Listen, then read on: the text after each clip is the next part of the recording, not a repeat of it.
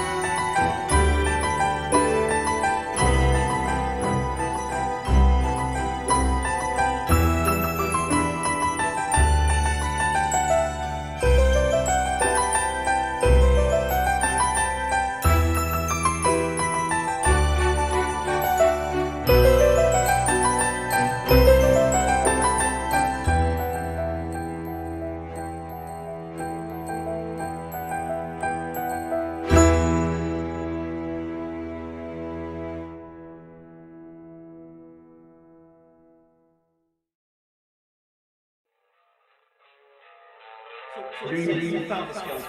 How would you tell it's a dinosaur? You personally, how would you decide? Well, interesting question. I don't know. I'd have to do some research on this.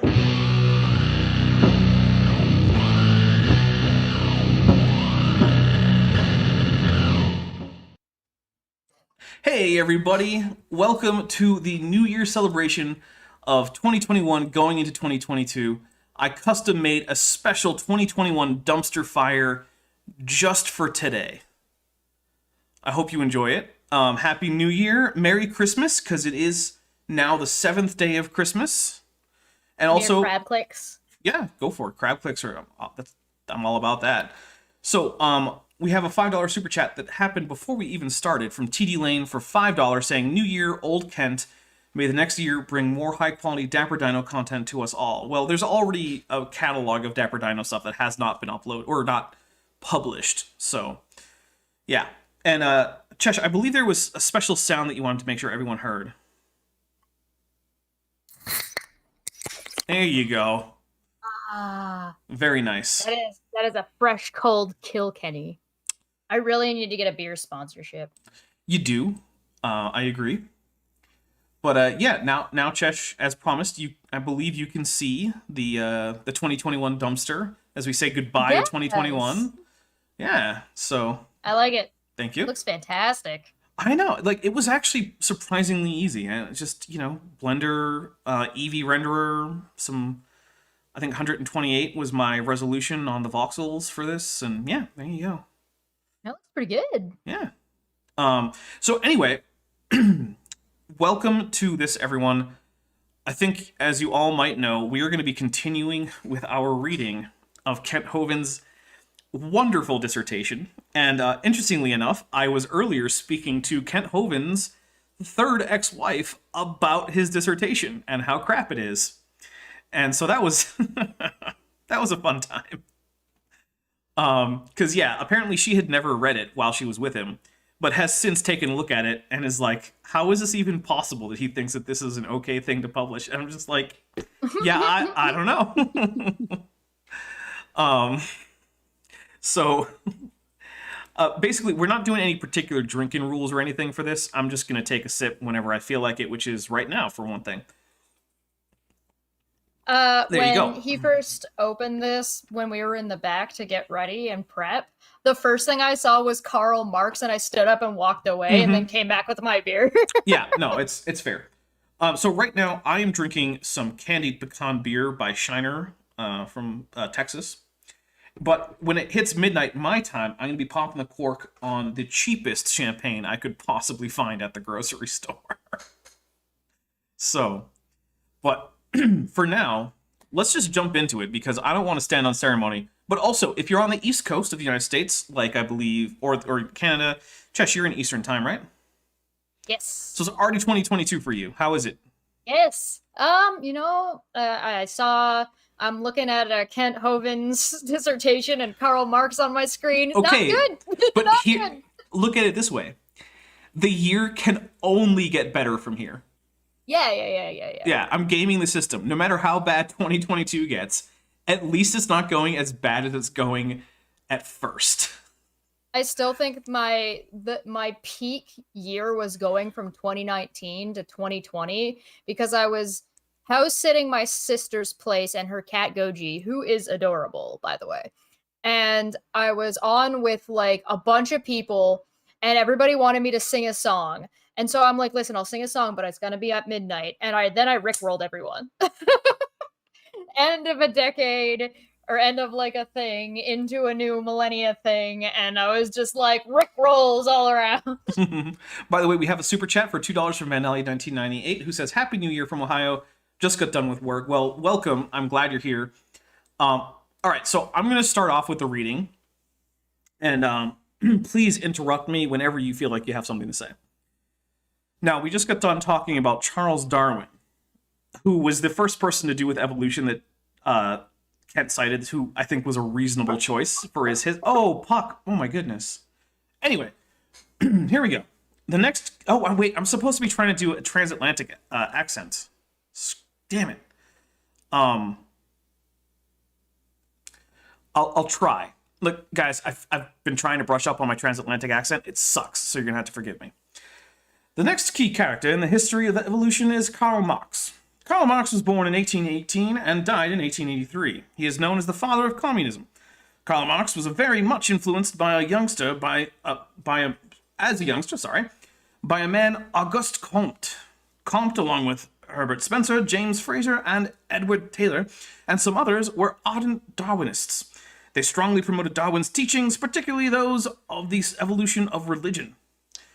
They began teaching back then that even monotheism, the belief in one God, was the result of evolution. They said that man used to believe in many gods and gradually declined to just one God. We're going so far away from Karl Marx at this point. Karl Marx was kind of an avowed atheist, but whatever. They taught that religion actually evolved. I mean, hasn't it? Aw, Puck Cam. Hi, Puck. Oh, there he goes. This is false teaching that is still promoted today in universities. You're supposed to... Okay, that's sort of a citation needed sort of moment. So, excuse me 1 second while I gather my citation needed Is it kind video. of ironic to call somebody a devout atheist? Yeah, it is. I mean, I'm not saying it's not possible, but it does seem kind of ironic. Well, remember, Kent called R.J. Downard... They're all on the internet. Yeah. Yeah, fair. And Kent Hovind did call R.J. Downard an atheist altar boy and offered to buy him his next votive candle. Oh. Oh, dear. Yeah. All right. Marx was a very egotistical man. He had definite hatred for God and the Bible. He was born into a rich family. He was a good friend with Friedrich Engels, a socialist leader in England. I mean, kind of. So, okay, this is something I want to get into a little bit because I've received a little bit of pushback on this, and I'm going to push back on the pushback. Because I said that Karl Marx was one of the so-called scientific socialists. And then I always said, but socialism and communism aren't the same thing. And in modern political parlance, that's true. However, when you're talking about the mid-19th century, no. In fact, Karl Marx was part of the scientific socialist movement, which was opposed to the utopian socialist movement, which believed things that, like, once the socialist utopia occurs, the oceans will turn to lemonade, chickens will pluck themselves and fly into your oven, and that you could ride lions. Whereas Karl Marx was more like, Yeah. no, maybe there'll just be more like electricity and clean water. Maybe that's how it would be. Turns out they're both wrong, but one of them's way more wrong. Anyway, Jack of Hearts for £10. I mean, if you want a guy doing a bad English accent, I'm kind of an expert. Lots of love to you and slappy birthday, Dino. But that's the thing, I don't want a British accent, I want a transatlantic accent. And what I'm doing now is a not entirely terrible approximation of a transatlantic accent, which is not British, it's not American, it's a little bit of both, and a whole lot of neither. Yeah. It's the kind of thing you see in American movies from the 1930s and 40s. And old-time radio shows. Yes, the old-time radio shows were big on the transatlantic accent, as were several U.S. presidents, such as Teddy Roosevelt. Well, Woodrow Wilson? I believe so, that too. All right, let's see. Marx was a very egotistical man. He had a definite hatred for God and the Bible. He was born into a rich family. He was a good friend of Friedrich Engels, a socialist leader in England. They believed that... Kent wouldn't know anything about being egotistical now, would he? No, he certainly wouldn't. They believe that struggle is the means of development. Dapper. Sorry? Dapper. Guy in a chair in the chat says, I'm not that drunk, but is there a dinosaur speaking like Roosevelt? And a puppy in the corner? Yes, there is. That is exactly what's happening. And Caleb Sherstad for $5 says, deck the halls with boughs of holly, fa la la la la, AIG are smelly pleasure sticks, fa la la la la la la la la. To which I say cheers. Cheers. Captain Gargoyle said that apparently there's a bit of Voldrin, and I didn't hear it, but hey, you know what? Voldrin also has a great accent, which I displayed on the Non Sequitur show. All right. Let's see. He was born into a rich family. Just the sentence. Just there you go. I mean, and then he starts a sentence with because. Oh well. He was a good friend.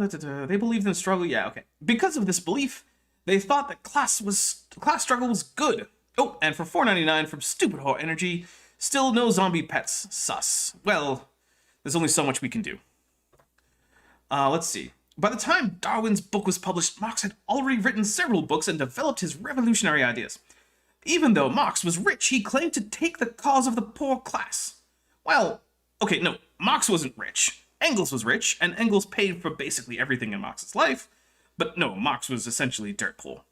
He had... Marx had a sugar daddy. Yes, essentially. That is accurate. He had like a political sugar daddy. There's no evidence that it was, more than that. But... yeah, Engels was essentially his patron. Okay, yeah, let's see. Where was I? By the way, okay. This is what we call all right? This is what we call a pro tip. By the way is never something that should go into your dissertation. My goodness. By the way, in every communist country today, there are still only two classes, the extremely rich and the extremely poor. Well, that's... okay, sure. I have a question. Yeah, we definitely don't have that here in any capitalist countries at all. No, there's no problem with wealth inequality anywhere except in communist countries. No income disparity whatsoever. I have a question. Yes? What is this dissertation about? Oh, that's a question that we've all been asking since we started this. Wonderful. All right. Let's see. Where was I? Okay. I'm taking a Communism. drink for Sephiroth for president. Oh, absolutely. I'll take a drink for that too. Communism does not solve the problem that it claims it is going to solve. It only worsens the problem. I mean, you could have told us what the problem was, Kent, but okay. Because of the idea of development by class struggle, Marx readily accepted Darwin's book when it was published in 1859. By December of 1859, just 2 months after Darwin's book was published, Marx and Engels were corresponding concerning Darwin's book. Okay. In point of fact, they had sent a couple letters back and forth, and Marx sent Darwin a copy of Das Kapital. I think it was in English. because Darwin couldn't actually read German, which is the language it was originally published in, hence the title. Well, wait, wasn't Marx living in He was living in London, yes, but he was writing in his native German. Okay. Well, what I was going to say is because I think he was still bumming off his friend at that point. Oh, yes. But... He bummed off his friend until he couldn't, and then he died destitute. Press F in the chat. Yes, F in the chat for Marx's financial well-being. Anyway, so now at the time, books came with the leaves still together on the outside edge, right? So you would have to actually physically cut them with a knife in order to read them. But we happen to have, still around, you can go look at it, Darwin's copy of Das Kapital. And as it turns out, not only about a third of the leaves were cut. So Darwin physically could not have finished the book because you literally can't open all the pages. So Darwin didn't really take to Das Kapital, apparently. Okay. I don't know what's going on. Happy New Year, everybody. Happy New Year. Look, okay, in case the accent is throwing you, in my last live stream, I said that since we're back in the 20s, we need to bring back some stuff from the 20s. And one of the things I mentioned was the transatlantic accent, which is an artificial accent created to basically make Americans sound more high class without making them sound entirely English. It'd be good if a lot of them learned better English to start off with. You mean like Kent? Yes. Yes, that would be better. It would be helpful. Yes. Where was I? Okay. They said that it was exactly what they had been waiting for to justify their class struggle. Marx strongly emphasized that environmental influence, like Lamarck had discussed, the belief that certain traits that are acquired can be passed on genetically to the next generation, should affect the rate of evolution in humanity. Well, alright, but that contradicts Darwin's theory. And for $5, My Unfinished Journey says, in all fairness, you can legit accuse him of a BTW tangent when he never had a topic in the first place. Yeah, can you legit accuse him? No, to be fair, that's true. He never did have a topic, so technically none of this is a tangent because it's all a tangent. I am very confused. We all are. There's no title page. There's no real table of contents or dedications to speak of. There's also testimony. There's not only is there not a bibliography, but recently Kent went on a live stream and explained that the reason there was no bibliography is that he made the citations in his PowerPoints. Oh no! Also, yes. if any piece of writing I have ever written needed an index, it's this. Because he is using words in ways that I'm not sure are the common usages. Well, you are, I'm afraid, what they call shit out of luck.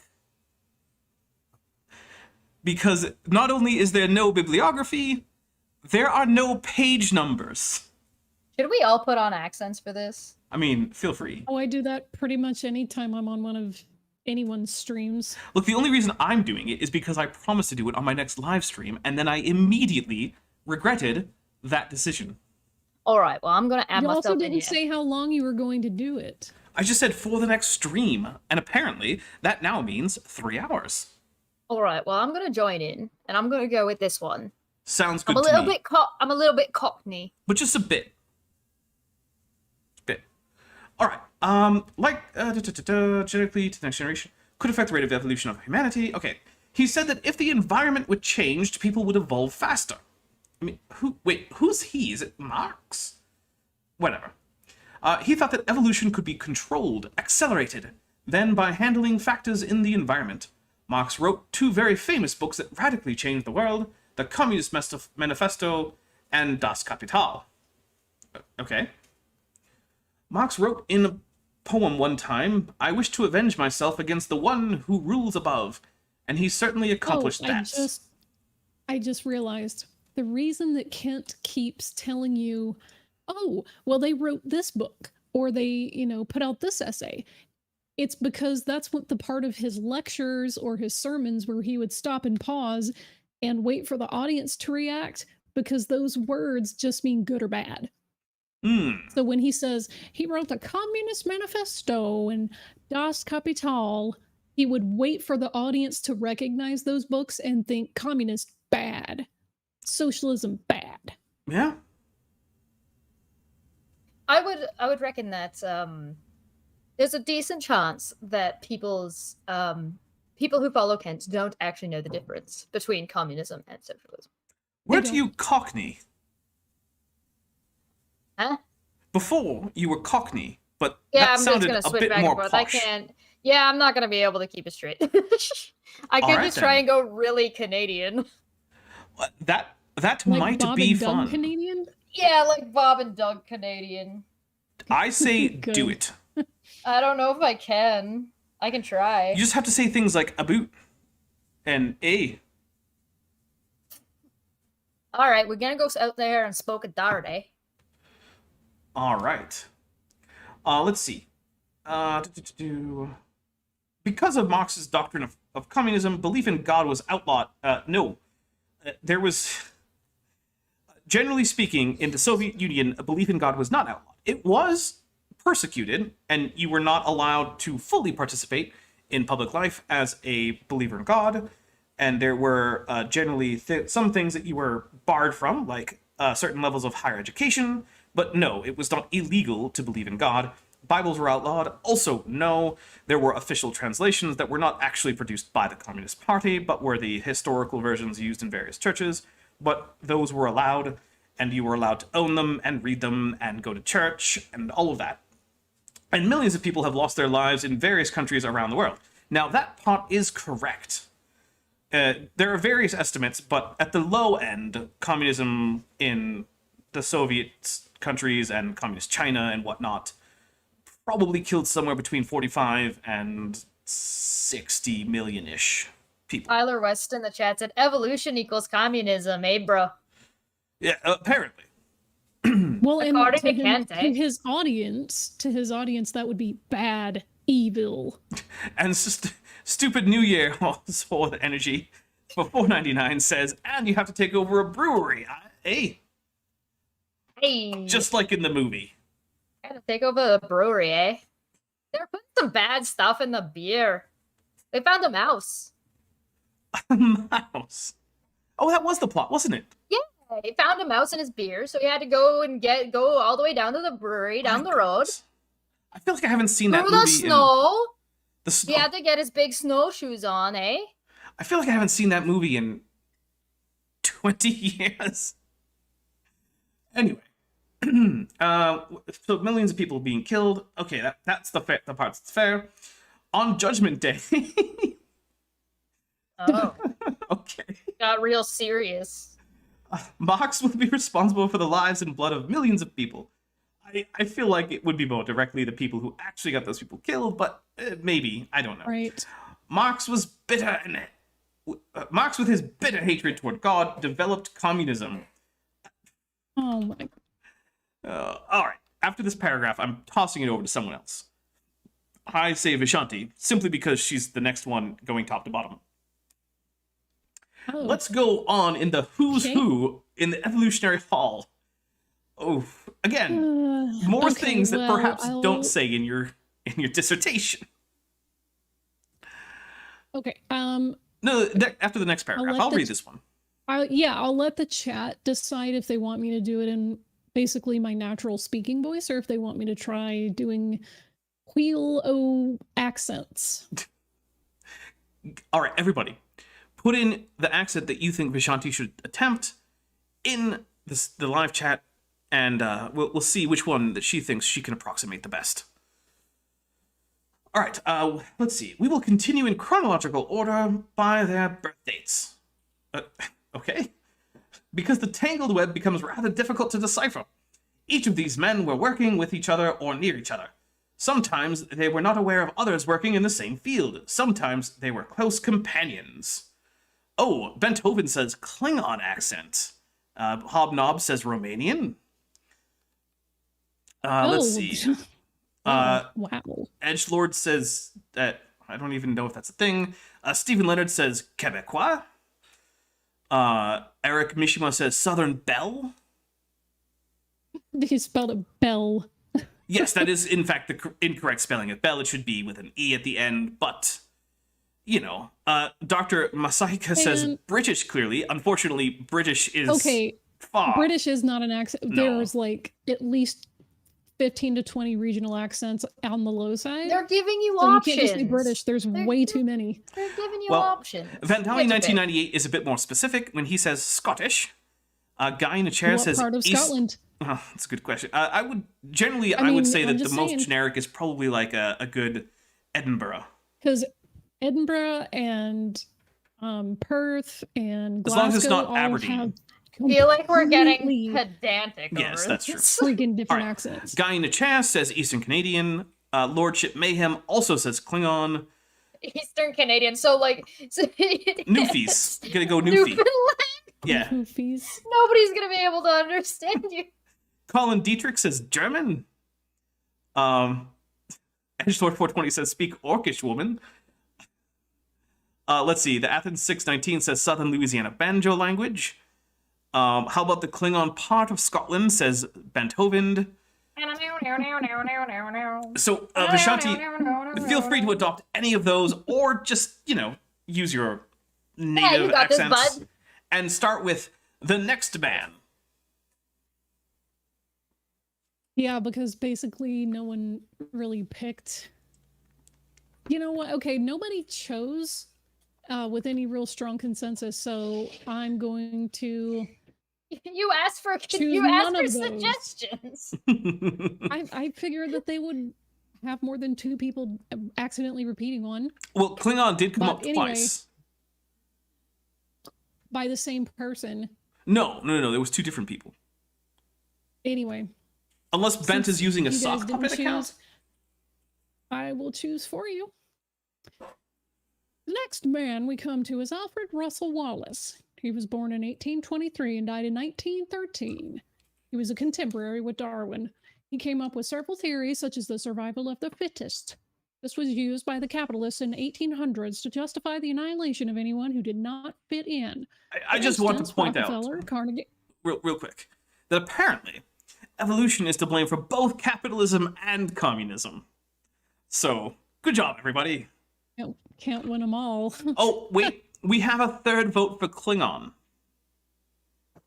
So, there is a consensus forming that you should probably do a Klingon accent next time you come around, at least. Klingon accent? Yes. Okay.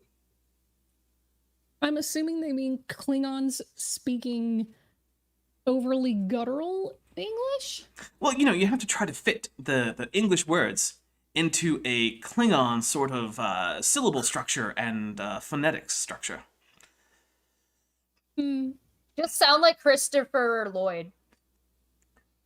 Yeah. Well, that actually, to be fair, when Mark Okrand, the man who invented Klingon, was asked who he thought was the ideal Klingon speaker, he did say Christopher Lloyd. I know what I'm talking Correct about. answer. So, anyway, sorry, keep going. Correct. Okay.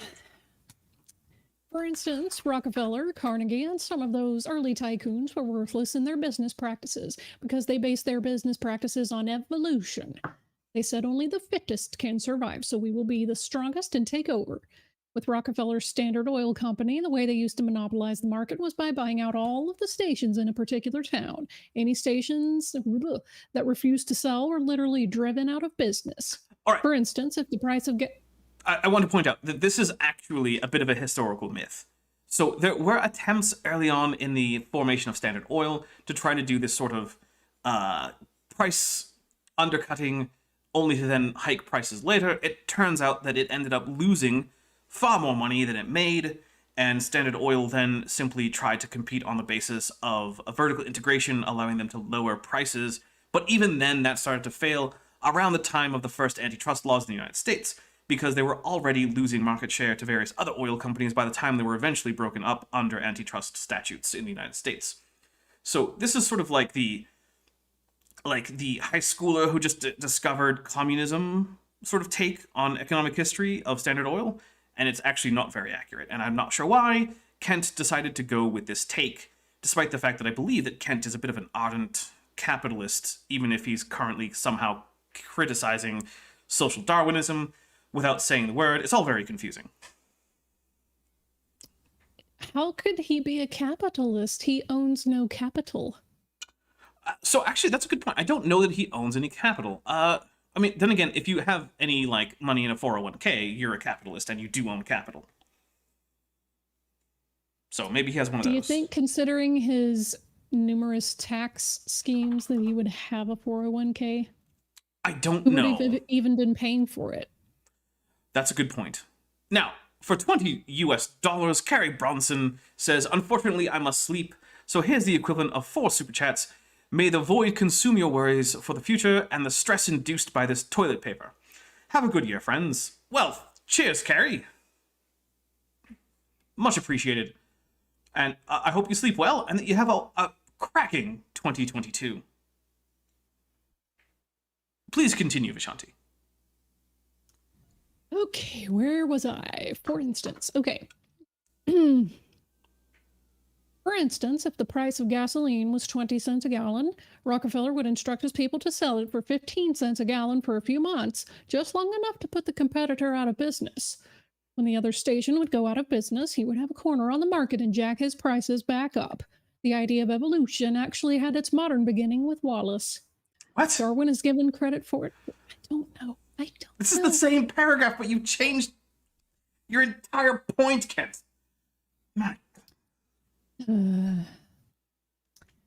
Darwin is given the credit for it, but Wallace actually published his book first, nearly a year earlier. Incorrect. He emphasized a struggle for existence.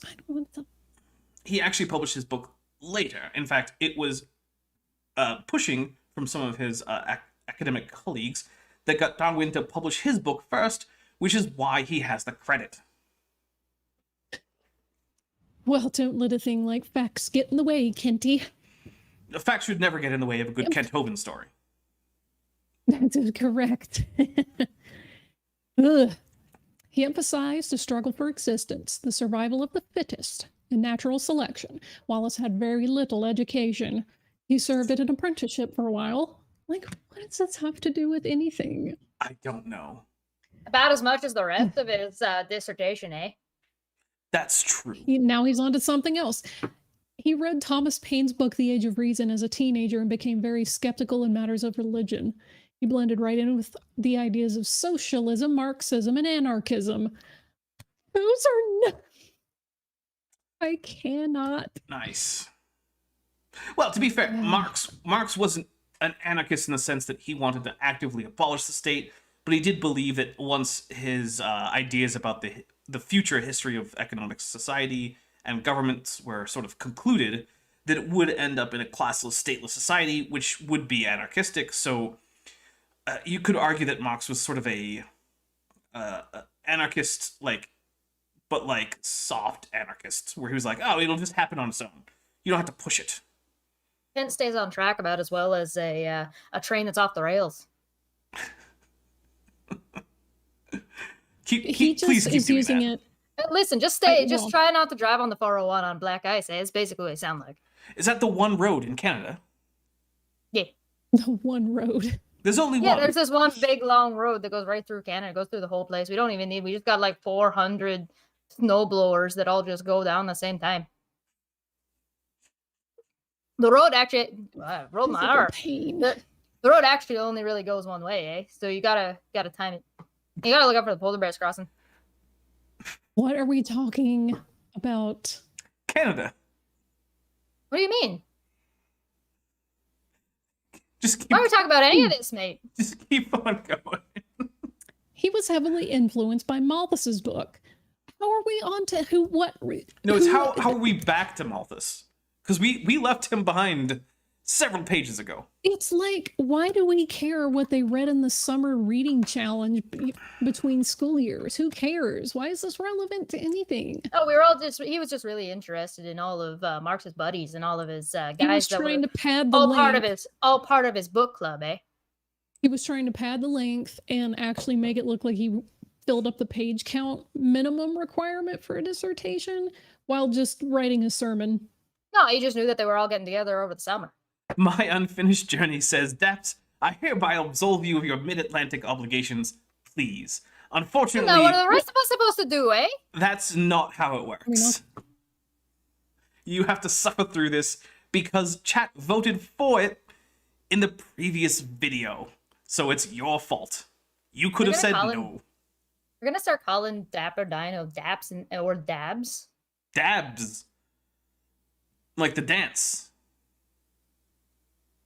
All right. Dab is singular. It's not. Ah, look. Singular, Anyway. plural. What's wrong with Dabs? Yeet, yeeting, yote, Yeeted? Bageeted? yeeted. He was heavily influenced by Malthus's book, and he believed in spiritism, not spiritualism. Spiritism and the occult. Wallace was a pantheist.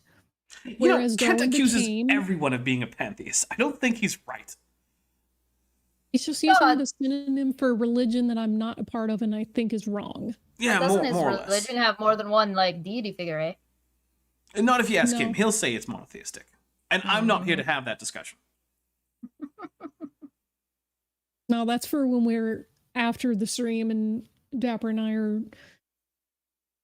just sitting here chatting about nothing and end up getting into that discussion. And being drunk while at it. Being incredibly altered while at it. That's the only real way to do it, eh? It's true. So please continue, Vishanti. Well, you're going to need to scroll the page. Oh, right. I do. Yes. Thank you. Okay. Just go up a little so I can catch the end of that sentence. Okay. Whereas Darwin became more and more of an atheist, they kind of split over the idea of whether there really was a God, because Wallace's spiritist, pantheist, and occultist teaching of evolution. The trifecta. Yeah, the Trinity, eh? You're using spiritism, pantheism, and occultism to teach evolution? Seriously? Yes.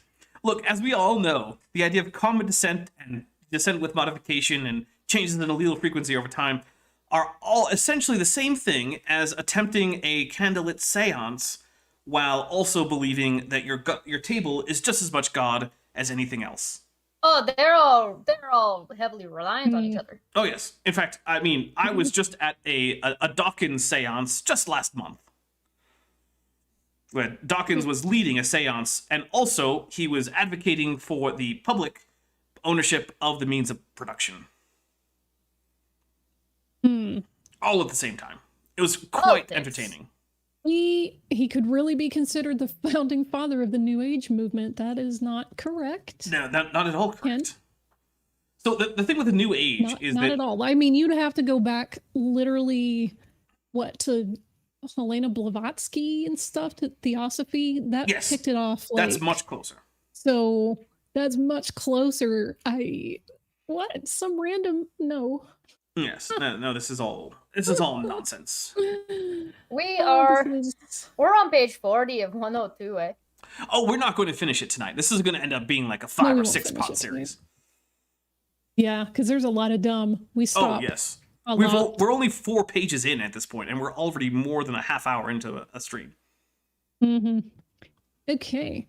He developed... Oh, no, I skipped the Malaysia part. Okay. He lived in Malaysia for about 8 years and watched the spiritist rituals that these people performed. He developed many of his theories in that setting. Okay. The New Age movement is nothing more than the old rebellion against God and belief in evolution with a little Hindu and Buddhist religion mixed in with it. God, this is very old man yells at cloud. It really is. It's almost amazing. But let's continue our journey through the history of evolution. The next man we come to is Thomas Huxley. Dramatic music sting. He was born in 1825 and died in 1895. Huxley was called Darwin's bulldog. Yeah, okay. That's he true. actively promoted Darwin's work after his publication Origin of Species. He was very strong in his beliefs and anxious for Christianity to be overthrown. Ghostly in the chat makes a good point and says, "Are we sure that Kenny wrote this tragically waste of paper, and something he had, and not something? I think they mean a 6-year-old write." And I was thinking, hey, maybe this is the reason why he doesn't talk about his one other son. He's the one who actually wrote it for him. Ooh, you know what? I have nothing against Kent Jr., so I'm not going to attribute this trash to that poor man. Yeah, I bet Kent Andrew has far sharper skills in essay writing. I wouldn't be surprised. I would actually put money on him before I put it on Eric. Oh, to be fair, I mean, I wouldn't put it past Kent to be somebody who's so narcissistic, that he's not.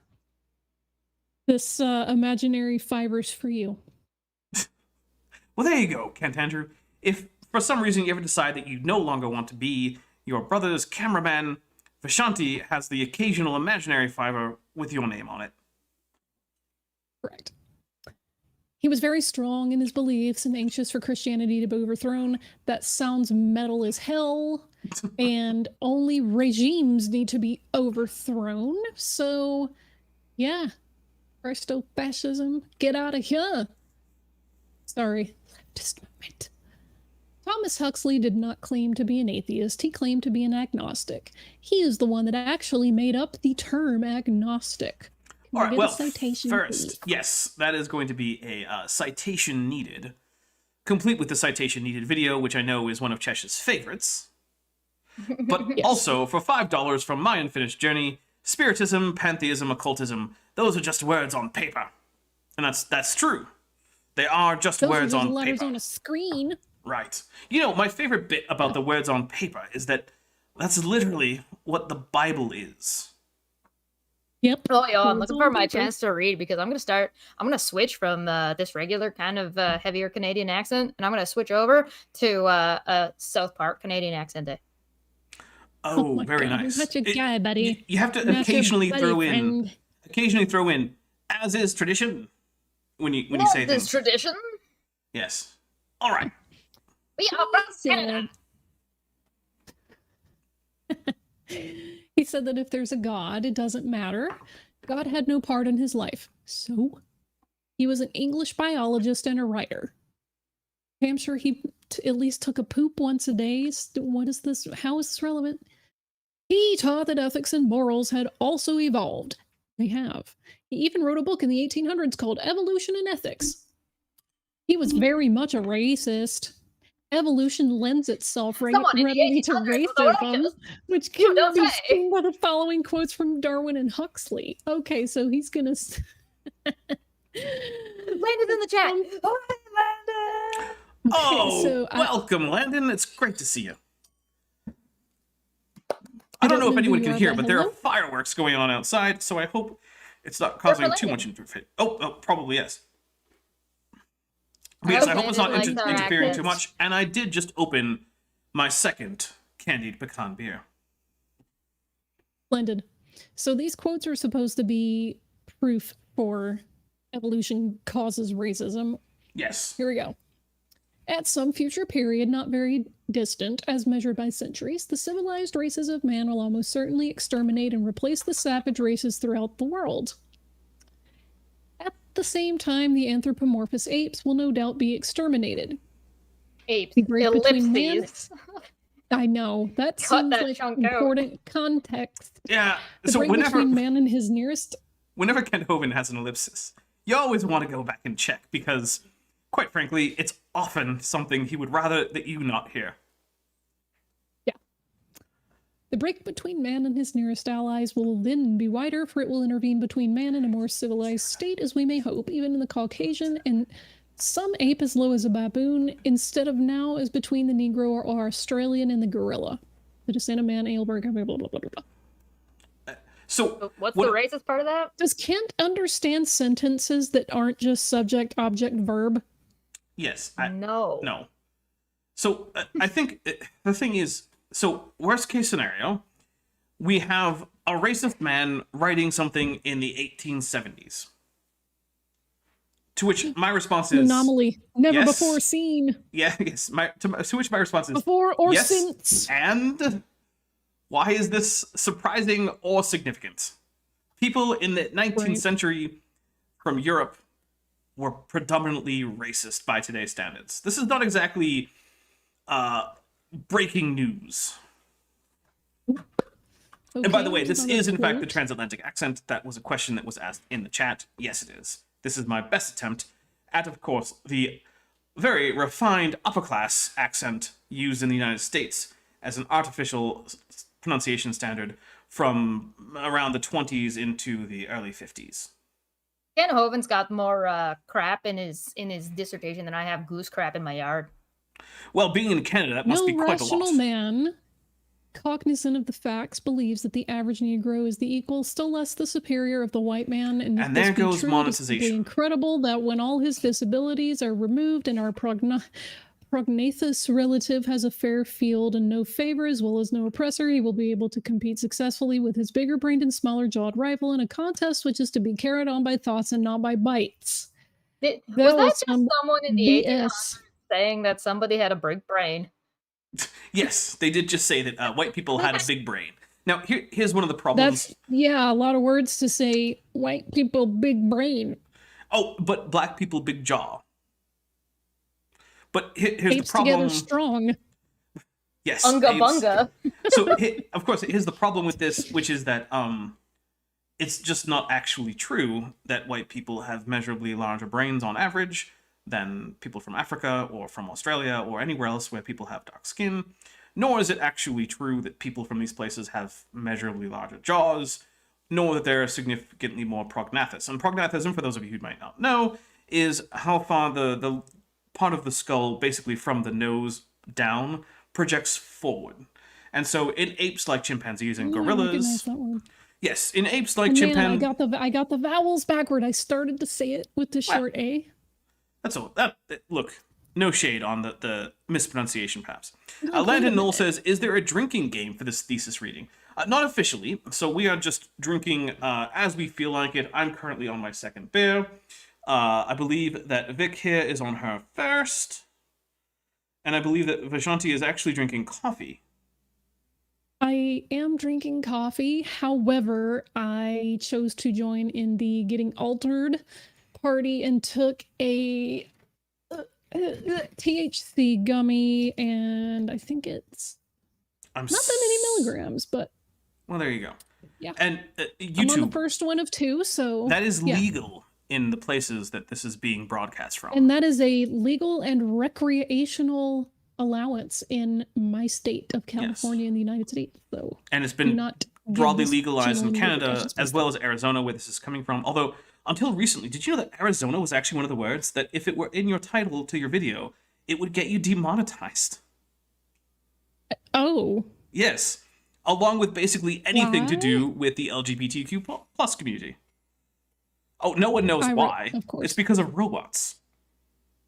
Of course, because robots. Right. It's all robots. But no, dear YouTube, in my state, you can have it delivered via an app on your phone. So I am jealous.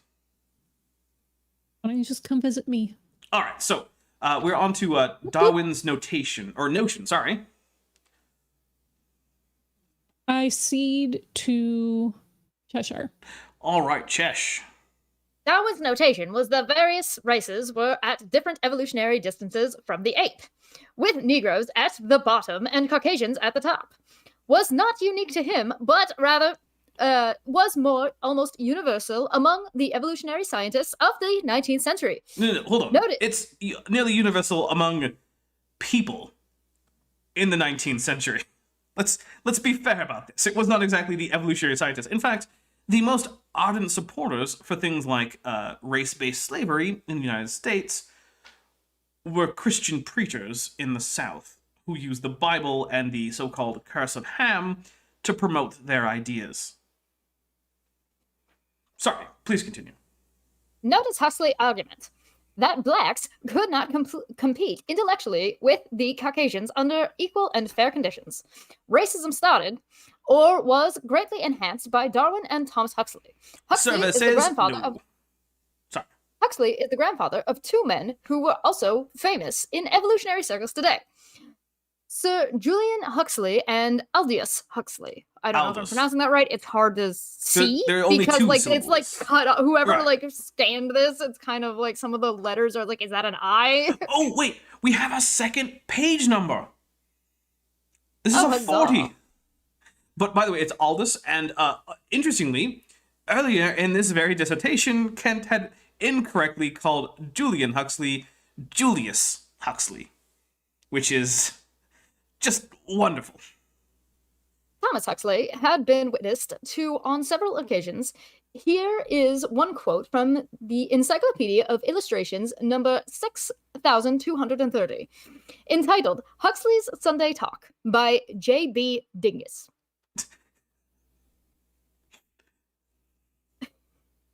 A friend of mine was once on a parliamentary commission with Professor T.H. Huxley.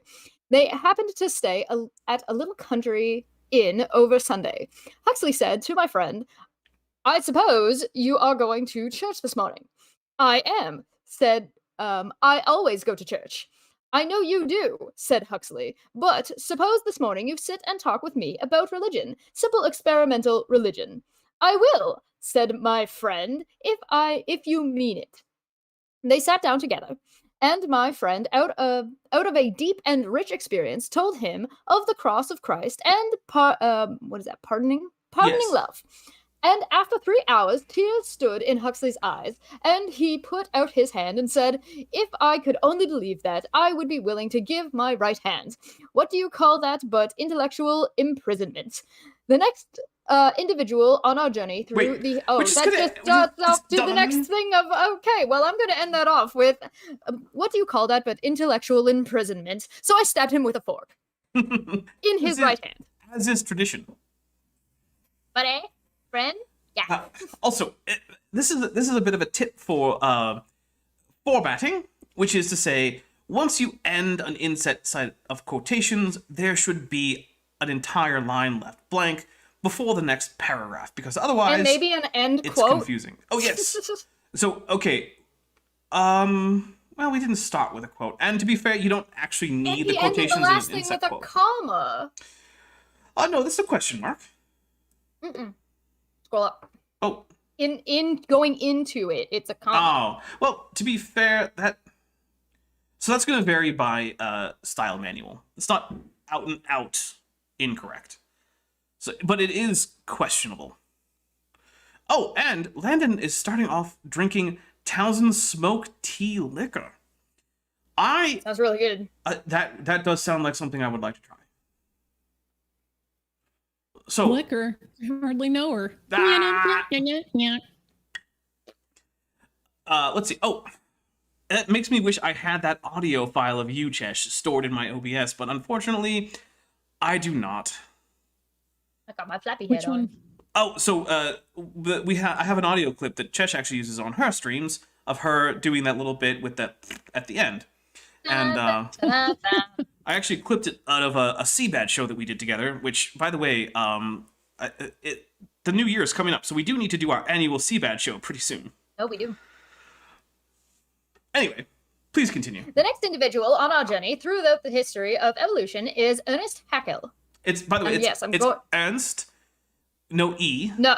no second E. Yes, There's only one but E. I'm he spelled it Canadian. with I'm so Ernest. Oh, no, I'm criticizing Kent, not Chesh. Eh. Kent. Ernst Haeckel. Yeah. It's Ernst. Not- yeah, Ernst. It's a German word. He was And- born in 1834 and died in 1919. He was a German biologist and philosopher guy. He developed the biogenetic law, or the recapitalization theory. Recapitulation. Recapitalization. All right. This theory teaches that the human embryo inside the plunge goes through the different stages of evolution. Sorry, I have to use the Canadian words for it. If I don't use the Canadian words, the accent doesn't work. That's fair. It's a strange. Also, in the side chat, the Athens 619 says Kent would receive an F minus for his grammar, his formatting, better yet, the entire essay. Well, he'd receive an F in high school, but if he were in, 4th grade, he would probably pass with an A. Oh yes. This would be And an smiley face excellent sticker. 4th grade book report. This Yes. theory teaches that the human embryo inside the mother's strand goes through the different stages of evolution, which we all know is not true. Well, okay, From the- so I want to point out, it is in fact the case that Ernst Haeckel was wrong about recapitulation theory. And that the another Ernst von Baer, actually came up with the real laws of embryology that are still in use today, and they are not as simple as the embryo goes through the stages of its ancestors and evolution. We all know that when a mommy and daddy love each other, or a friend and a guy love each other very much, the woman will queef into the man's hair. You know, I actually wasn't sure until quite far into that if I were just lost on the paragraph or if that were actually something Kent Hovind had written. Because both of those seemed possible, that it was just you being goofy, and that maybe that was something that Kent Hovind had legitimately written. From fish to reptile to mammal to human. This has since been disproven. Because humans aren't mammals. Right? It is now known that there is no recapitulation. This theory is used for the justification for abortion. It is? In look, what year? This is another one of those areas where it's a citation needed, Kent. So, the thing is, no. In fact, actually, not that long ago, I had this exact conversation with Kent Hovind's ex-wife, Cindy. And she was like, is this actually a thing that's used to justify abortion? And I said, no, it's really not. Usually arguments for abortion have to do with things like medical necessity, bodily autonomy, and things like that.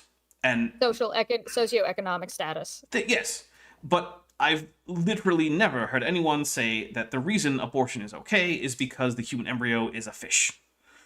Because it's extremely evidently not a fish. That is going straight into my back pocket for a non sequitur show episode. Yes, please do. Which, by the way, I will non sequitur ask show Kent is if he back. believes that. It's starting Monday. Is that your first episode? Yes, January 3rd is our first episode back. There you go. So, if you don't know, non sequitur show is back. Please go subscribe. Especially if you were a former subscriber who unsubscribed like I did when the channel was stolen. Anyway, let's continue on. This theory Well- is... Oh, I already read that part. Sorry, go ahead. I was gonna say that if you ask women why they're getting abortion, or people who are pregnant while they're getting an abortion, they would Yes. not go, well, I'm not pregnant with a human. It's a fish. Get it out. They wouldn't say it's not a human. Like, why is he called, first of all, abortionists? Yeah, I was like, What even is what that? an abortionist? I The believe embryo's not technically an fully human abortionist yet? Like, is... no, I believe technically abortionist does refer to someone who performs abortions. This is why I feel not like this just needs a what glossary he thinks or that someone who believes you should have the option to get one. Yes, he This seems to needs- think that abortionist is a synonym for pro-choice. In fact, it's actually a word for someone who performs the abortions. Mhm. this Okay. this Actually, it's needs not fully a human yet, it's okay to kill glossary. it because Oh, it hasn't yes. reached the human stage. Yeah. Literally, no one says that. No. There's not a stage at which you become human in embryological development. An embryo of a human is always a human, just like an embryo of a chimpanzee is always a I chimpanzee. feel like maybe and an they're elephant getting embryo is always an elephant. Sorry. maybe they're getting confused with that you can't, like, a lot of people, if you put like an embryo of like a different kind of, like, a different species beside a human embryo, you can't really tell the difference unless you know about that kind of stuff. Right. That's a big part of it. And so the argument goes, okay, the only reason that people say that you can't tell the difference at certain stages between, say, a human and a salamander embryo is because people are lying about it and they want to be able to kill embryos. When in fact it's simply a fact of nature that at certain points in development, a salamander and a human embryo look nearly identical. The only difference being basically the size of the yolk sac, where it's essentially non-existent in human embryos, as it is in mammal embryos largely, whereas it's quite evident in the salamander. And so, but it's even harder to tell the difference between, say, a dog embryo and a human embryo. But yes, literally no one is using this as their reason to justify abortion. The human embryo, the abortionists say, is not fully human yet, and it is okay to kill it because it hasn't reached the human stage. I'm not saying that abortion started with evolution. I'm saying that evolution does serve to give the abortionist's mind some scientific justification of abortion. No, it does Haeckel- not. Literally no. Haeckel was an Literally advocate no. of Lamarck's theory that acquired characteristics could be inherited. He invented all sorts of sketches or fabricated pictures that showed the different embryos of animals, including man, and how they were so similar. Later, he confessed that these were lies. Well, These sketches were... I need to correct a little bit of this. So, here's what actually happened. First, Kent likes to say that, Haeckel had to admit that his pictures were sketches and not photographs. But if you pay attention to when Haeckel was alive and what technology was available, it would be literally impossible for him to have taken photographs. So he didn't admit that they were sketches. Everyone already knew that. He was open about it because there was literally no other option. Now, he then took all of the embryos and arranged them in the same orientation and got rid of any yolk or other maternal tissues in order to compare just the embryos one to another. Now, he did later admit that a few of his sketches were without reference, but he said it didn't matter because at that stage of development, no one could tell the difference anyway. And he was, in fact, correct about that. Now, Kent also likes to say that he was tried for fraud at his university. That didn't happen. He was never convicted of fraud. The most we can say is that a few of his sketches were done without reference, but as a credit to the general vague correctness of his idea, they were still accurate. And then most recently, the people who originally accused Haeckel of academic fraud published a retraction called Fraud Not Proven, in which they show that, in fact, when they followed the rules that Haeckel had followed, his sketches were in fact fairly accurate, at least for the time and given the instruments which he had, and that no, Haeckel should not be considered an academic fraud. Sorry, Chesh, please continue. These sketches were reproduced and are still displayed in some textbooks. Haeckel became one of Germany's ideologists for racism, nationalism, and imperialism. Probably more than any other man, Haeckel is responsible for the influence on young men who was to come later and radically change the world. Adolf Hitler. Oh my goodness. All right. Well, Godwin's Law, everyone. And so even though this is not formally a drinking game, we're going to take a big old drink for Godwin's Law. Because, my goodness, has Kent never had a speech in which he didn't go to that. So, cheers.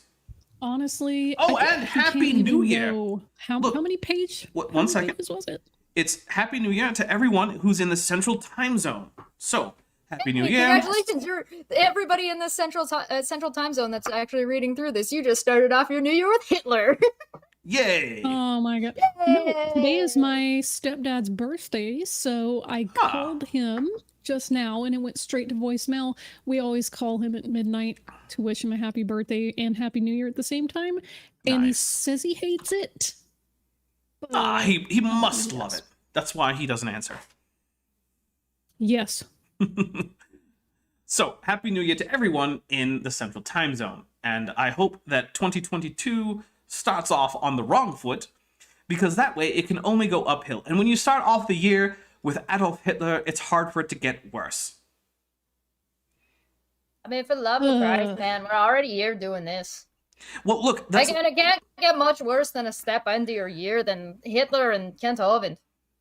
Oh, Ugly German Truth says, fallacious application of Godwin's Law. Nobody here is having a debate, so it does not apply. Technically, that is correct.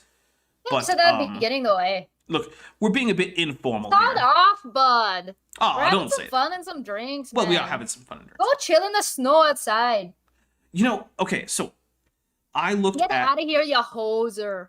So there was a severe weather warning here in this area where I live, by the way, in the Valley of the Sun in Arizona. And the warning was a hard freeze. It's supposed to go some 5 or so degrees Celsius below zero. And I'm not Listen, okay with it. I've been to the Mojave Desert, and I can tell you straight up, that place can get cold as hell. Yeah, but this is the Sonoran Desert. Deserts can get... Well, that's true, it is Sonoran, but it's still a desert. Go get yourself some wild cream oil. Vandalia 1998 for $5 says spider and human embryos probably look the same until the protostome or deuterostome sides open up. Actually, it takes longer than that, because the first little divot in the cell in both cases looks more or less identical.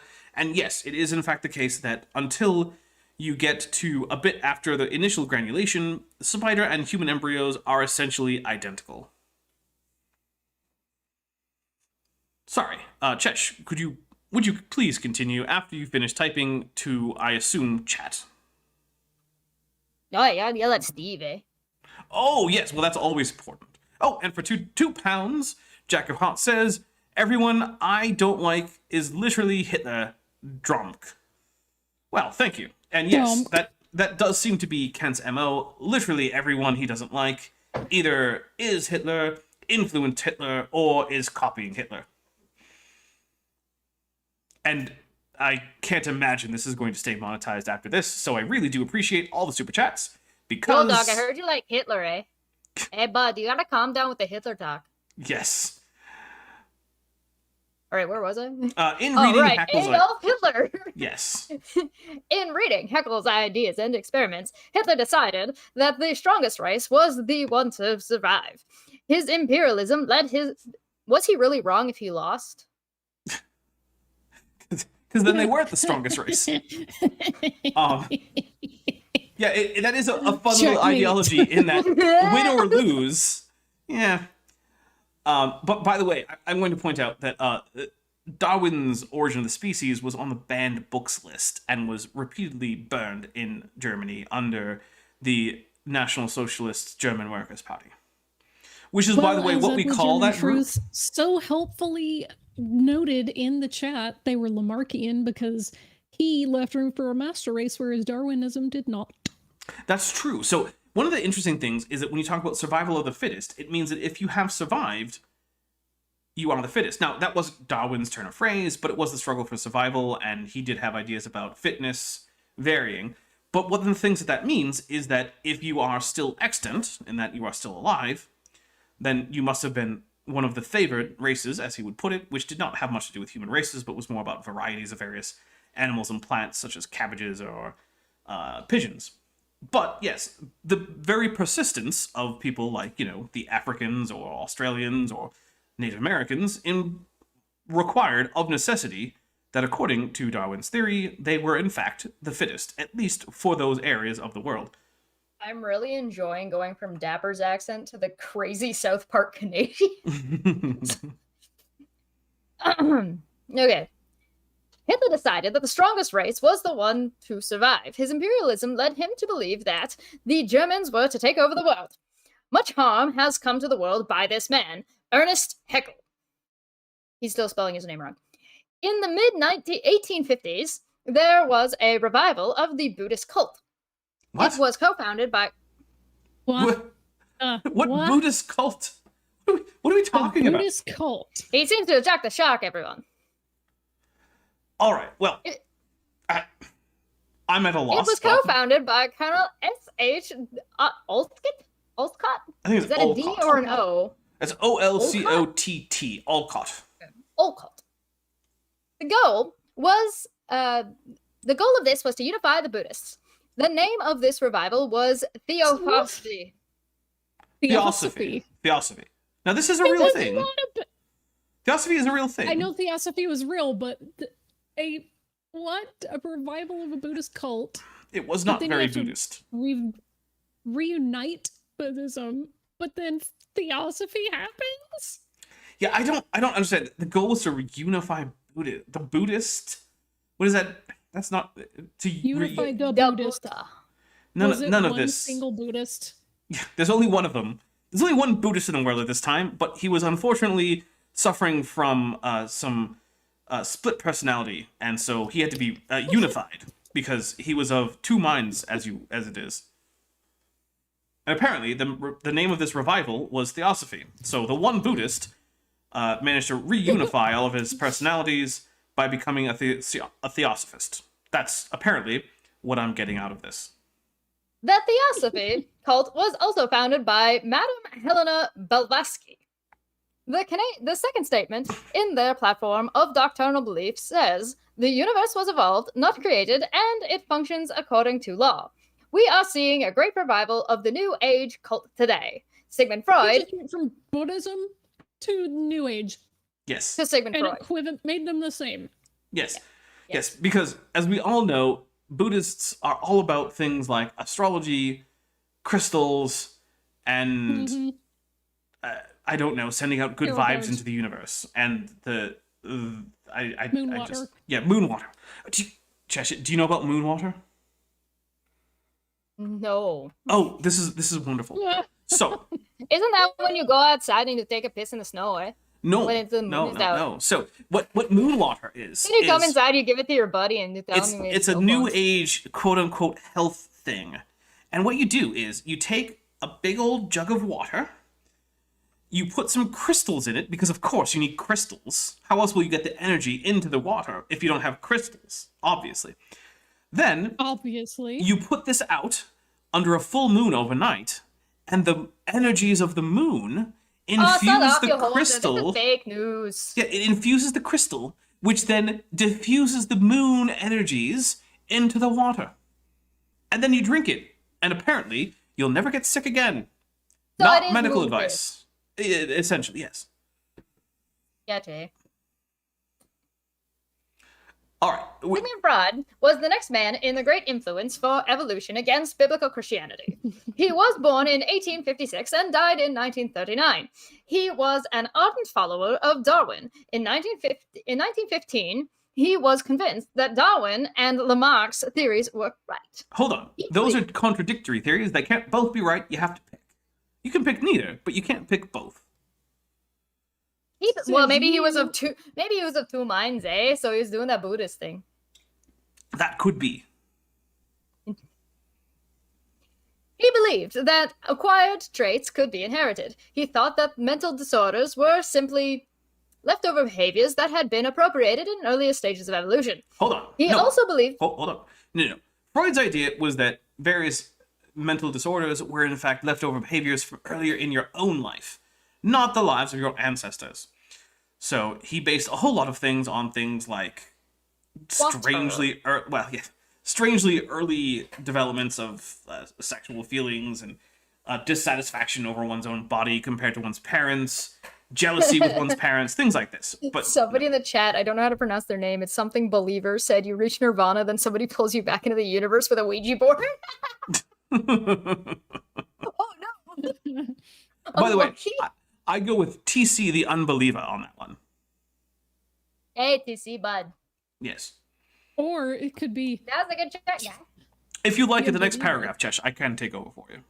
No, I don't mind. Well, I just don't want you to have to go on too long reading Kant out loud, because it can be trying on one's brain. I did like a 3-hour stream covering Trump's taxes. I'll be fine. Oof. Yeah. Gross. He also believed in Recapitulation. Thank you, recapitulation theory. Freud is known as the father of modern psychology.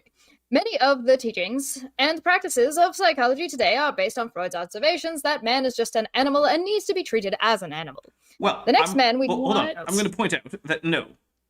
Essentially all of Freud's ideas have, at this point, been almost entirely rejected by professional psychology. Mm-hmm. Freud is largely considered to be a pseudoscientific nonsense peddler. Now, to be fair to him, he was doing this before modern scientific practice had really been established within medicine. So we can't fault him too much for his sort of confirmationist, pseudoscientific ramblings. However, other than the idea that talking to someone can help, Freud has just essentially been completely rejected. And I'll go for a bit. Unless you really want to continue, Chesh. People probably need a break from the Canadians. That's fair. All right, the next man we come to is Julian. Also, I need to go make some moon pee. I'll be back in a second. All right, well, why don't we take a quick intermission? So everybody, we'll be back in just a few minutes. Please bear with us as we switch to an intermission where apparently I was wrong about what frame rate I put for the video, which is why the clock runs slow. So all apologies. I keep promising it, but at some point maybe I will in fact go back and re-render it at the proper frame rate so that all of my math works and the clock runs at the right speed. As it is right now, that is not the case. Again, apologies, and here you go.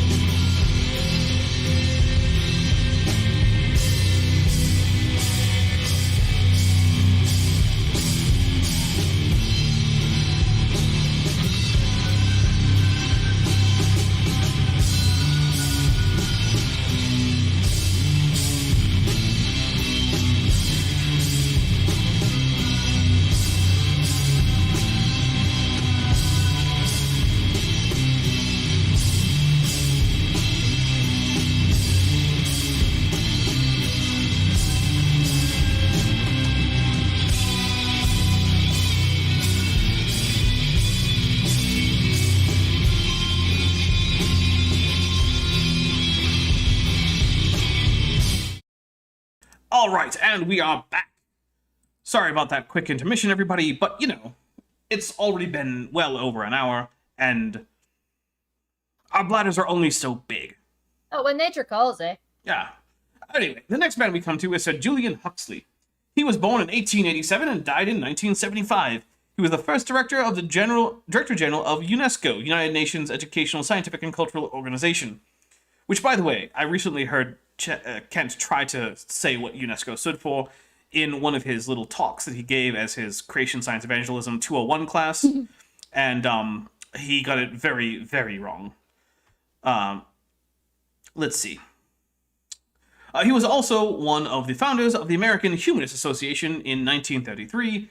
He was a pantheist. Well, was he a pantheist or was he a secular humanist, Kent? You can't be both. Secular humanism is an explicitly non-theistic belief system, and believe that nature is the god that is to be worshipped. This is going to be another one of those big, old citation needed.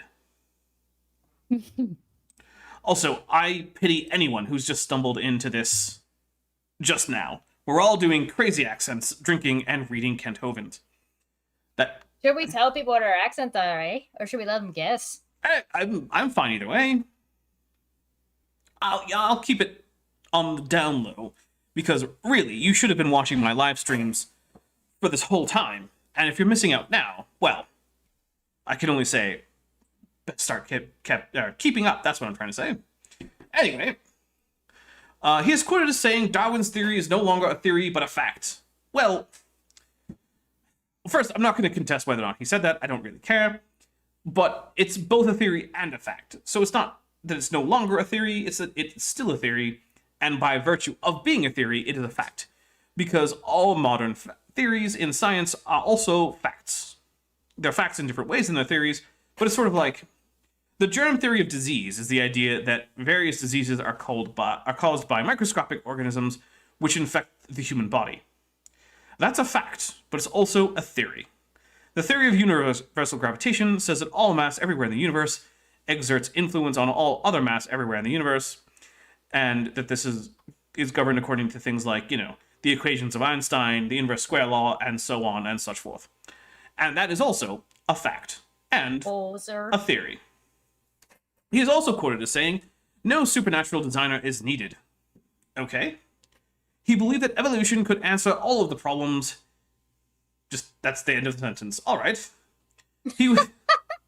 Oh, why do we care? Why is Kent writing about this guy? Oh, we don't answer all the problems. There is no good reason for him to be talking about this. He was a leader in the New Age movement. Okay, hold on. Was he a pantheist? Was he a New Ager or a secular humanist? Or a New Ager? Yes. Apparently he was all three, even though those are not compatible with each other. Let's see. He was a leader of the New Age movement until his death in 1975. He was reported by his nurse that on his death... Oh, sorry. It was reported by his nurse on his deathbed that as he looked up to heaven with a blank stare, he said, "So it is true. That sounds like a lie." Yes, this sounds like the Lady Hope story about Darwin, which is a lie. Also, when people are going a bit crazy on the deathbed, I don't think that is the time that you would expect them to be the most coherent. Although, also, to be fair, deathbed testimony is one of the many exceptions to the rule that hearsay is not admissible in order to establish the truth of the facts in question in the court of law in the United States. So, do with that information what you will. But whenever did Kent Hovind care about the law? Well, he says he cares a lot about it. He's just really, really bad at staying on the right side of the law. Because remember, he is now under his second set of convictions, and there is in fact a protective order against Kent Hovind to protect his former partner, Cindy Lincoln, with whom I was actually on the phone before we started this. So she got to see some of my sets and opening animations. Guy's in trouble, eh? Oh, yes. Well, so he's not in trouble yet in the sense that he's not going to have to serve a sentence yet because his case is on appeal. And he's going to be requesting a jury trial. To be fair, Bud, is that Kent's done a better job of staying, getting a lawyer and showing up. Oh, then he who shall not be named of the former Non Sequitur show hosts. Yes. Yes, Kent actually does tend to show up to court, which is more than we can say for certain other people who I don't really want to talk about because I don't want to drop the F-bomb for the show this early, but yes, that guy. Anyway, his brother, Aldous Huxley, was born in 1894 and died in 1963. Was a leader. Okay, in modern drug culture. Of course. He was an atheist, a philosopher, and a strong advocate of hallucinogenic drugs. Oh my goodness. So was like almost every culture on the earth. Yes. Hallucinogenic drugs are quite popular with the humans, if you will. Maybe Ken should try some, eh? It might mellow him out a bit. Anyway, Huxley was largely responsible for the drug culture that developed super high in the 60s. I don't know if that's true. I don't really care. He was one of the first intellectuals to openly promote taking drugs as a way to expand your mind and your experience. There are a number of people on the list in the 20th century who have had influence with... This does not connect at all. I mean, it is a new paragraph, but I'm sorry. It just threw me because I thought we were going to continue talking about Aldous Huxley as if, there was any relevance at all. But instead we're just going to say, oh no, he was a druggie. Bye. Let's start a new topic. I don't know what any of this is about. It's not about anything. It's just Kent Hovind's stream of consciousness rambling. It's not a what? It's not about anything. It's not a what? I'm sorry, it's not a boot. Oh, gotcha. Anything. There are no boots in this dissertation. It seems like it belongs in a boot. Perhaps. Anyway, there are a number of people on the list in the 20th century who have had an influence for evolution and against God. Henry Fairfield Osborn, an American anthropologist, was a leading evolutionist and an avid racist. Avid racist? That's not normally the adjective that I associate with the word racist. But maybe ardent? Ardent might work? Good thing you're not the one who wrote this, eh? No, I'm not. If I had written, yes, proper grammar. If I had written this, it would be much better. During the first half of the century, he was the director of the American Museum of Natural History. He believed that the various stages of childhood for a Caucasian were said to represent the lower races and how they had attained their evolution. That is a sentence... I like the same as high elves and low elves, eh? like Upper Egypt and Lower Egypt. I think high elves are just the elves that have a little bit too much grass. Oh, you'd be surprised. Well, for instance, he said that the blacks were at the bottom, then the yellow... Oh, goodness. I'm not even sure I want all of this in my stream. Okay, look. We get to Henry Fairfield Osborn saying racist things. I don't care. The fact that people in the past were gross doesn't tell us anything about evolution. It's all basically a non sequitur, eh? Because them being racist has absolutely nothing to make about the point. Yes, that's accurate. It's almost like someone could be a garbage person and still make a point about something unrelated. Yes, evolution has brought the world so much trouble. This is one of the key tools that Satan is using here in the end times to bring the world under his dominion. Aw. I'll tell you what, Kent. The end times have been almost here for, I don't know, about 2 millennia. Can I get a hey ya? Hey ya? Yes. Okay. Anyway. The only one who knows the joke. No! That's okay. Shintoism is the state religion of Japan. By the way, I want to point out that earlier, in this dissertation, which you can see in earlier streams, Kent was talking about Eastern religions, and he just skipped entirely over Shintoism. But it's nice that now he's giving it a bit of a shout-out. How much does Kent really know about Shinto? other religions, eh? Oh, nearly nothing. It is a Landon got the joke! Oh, there you go. I feel so much better. It is a mixture of Buddhism and ancient polytheistic myths about Japanese people. All right. No. Shintoism actually predates the arrival of Buddhism into Japan via China. Now, most people in Japan are sort of like... their religious practice and beliefs don't map easily onto what we think of in places like Europe or the United States. Most people in Japan will go to Buddhist temples for things like funerals, as well as for certain Buddhist holidays. But then they will go to Shinto shrines for asking for good luck on exams, weddings, and so forth.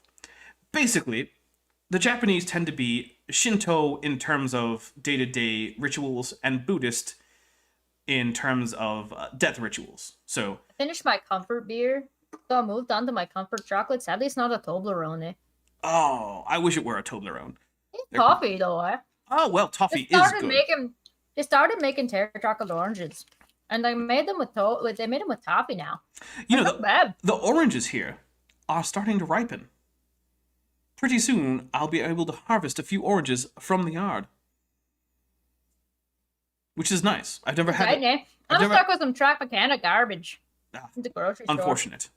Anyway. It's not far away up from Florida. Shinto far predates Buddhism. It's not significantly connected to Buddhism.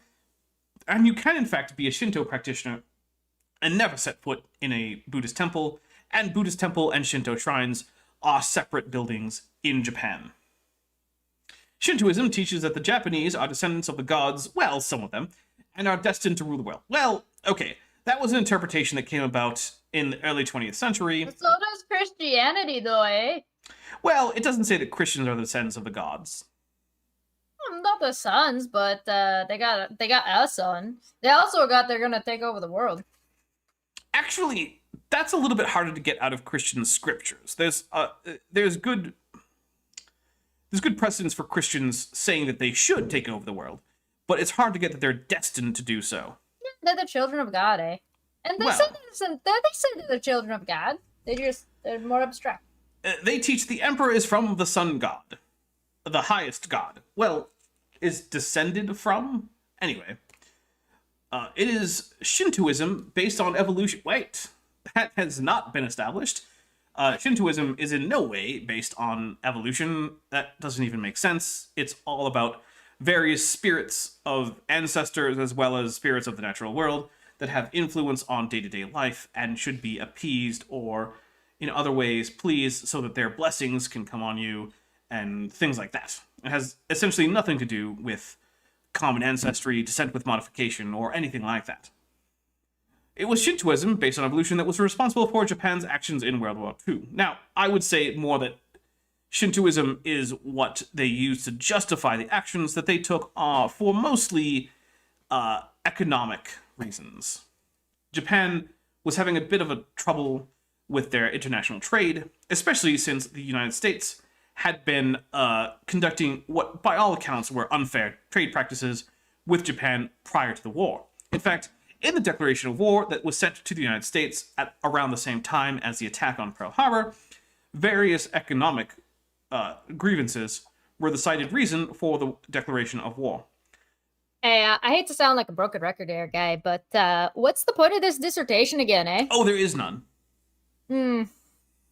No, if you're trying to find something like a thesis statement or some kind of central argument, there just isn't one. It's just I don't even know. Kent I know that he gave a bunch of paragraphs at the beginning saying he was about to talk about, right? But I don't know what part we're on at that because it seems all over the place. Oh, we're still in chapter 1. He's still trying to make the argument evolution equals bad. Yes, we're nearly halfway he through. puts in here is a tirade. Yes. Well, I mean, if his dissertation was about evolution equals bad, I mean, at least that would be a theme. That's true. I mean, there is a theme. Yeah. That is the theme. Evolution bad, though. Yeah, evolution bad. So his dissertation is supposed to disprove evolution then, eh? Actually, I'm not even sure that that's the case. Because it just seems to be so far that his dissertation is evolution make the humans do the bad thing. Oh, so we shouldn't use evolution because it makes people act immorally? Yes. Okay. Yes, and arguments from consequence are in fact non sequiturs. Oh, but that would make no sense, eh? No. Anyway, they were determined to take over the world and rule the world, just like, the Germans in World War II. Both of them were motivated by a desire to help evolution along. Incorrect. It's extremely difficult to go from God Emperor to evolution by natural selection in a non-theistic manner. Hey, I've read rags from the convenience store that are better than this. That's unsurprising. This goes right back to the Garden of Eden, where Satan said, "Ye shall be as gods," which again, as we established, has essentially nothing to do with evolution. From the very beginning, man has had a desire to take over the throne of God, and Satan promotes that desire by the teaching of evolution. At no point in any of this screed has Kant come even close to arguing for that position. So, is he saying there that... We're on to chapter 2! This is the second chapter. I'm excited. Vishanti, would you please do us the honors? I shall. Give me a moment. I need to grab a quick drink. Okay. Well, hey, I just wanted to say real quick at the beginning there, or just before, is that so is he saying at the very end of that he's just dropping a bomb that Satan invented evolution? Well, to be fair, he has been saying that the whole way through. Now, here's something that we need to do. So I'm going to take, let's see, 102 minus 47 is 55. Now, there are supposed to be 16 chapters, and he only has 55 pages left for the next, let's see, so yes, the next 15. So, that means that on average, if he were to actually deliver all 16 chapters, despite the fact that his first chapter took up the better part of more than 40 pages, he only has 3.66 repeating pages on average for the remaining 16. Now, I do happen to know that he does not make it to all 16 chapters, despite saying that he did in his opening, because why wouldn't you write an opening to your dissertation, by the way, that you got for your alleged Doctorate of Philosophy degree? Remember, this is what this is supposed to be. This is how Kent got his alleged doctorate. Now, this does have to do with philosophy, eh? Oh, well, to be fair, PhD is just Doctor of Philosophy. That's what the D is, or sorry, the PH is. I'm more just saying, if you write in a dissertation, it doesn't have to be related to your subject. Yes, it does have to be related to your subject, which this is not, since his doctorate is supposed to be in Christian education. But none of this is about educating Christians or educating people about Christianity. Neither of those things are occurring in this paper.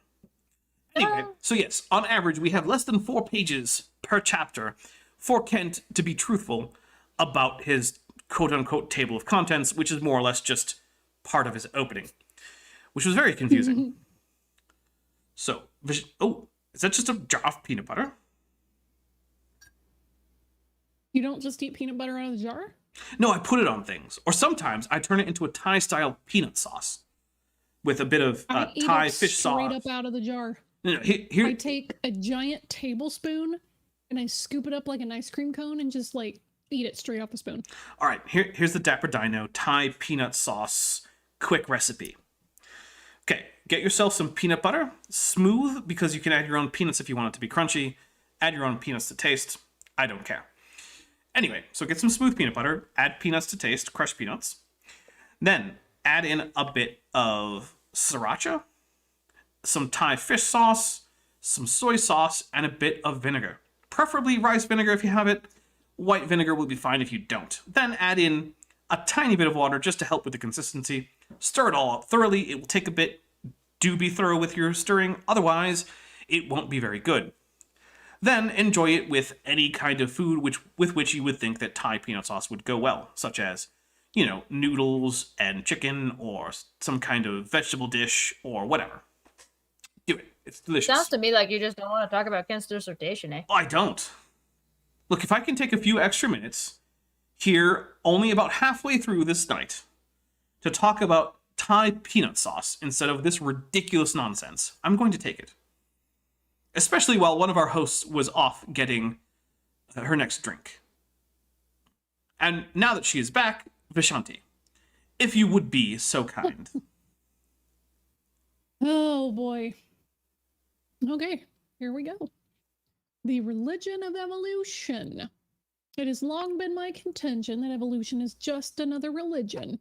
Which There's is no not. empirical evidence to back it up, so it is certainly not a part of science. Incorrect. Incorrect. The evolutionists say that man made God instead of God making man. No, I think the anthropologists and the sociologists said that, but could be wrong. Who is right? What do I know? I'm a bear. I suck the heads off a fish. In this chapter, I would like to discuss the evolution of religion, or the religion of evolution. Which is it?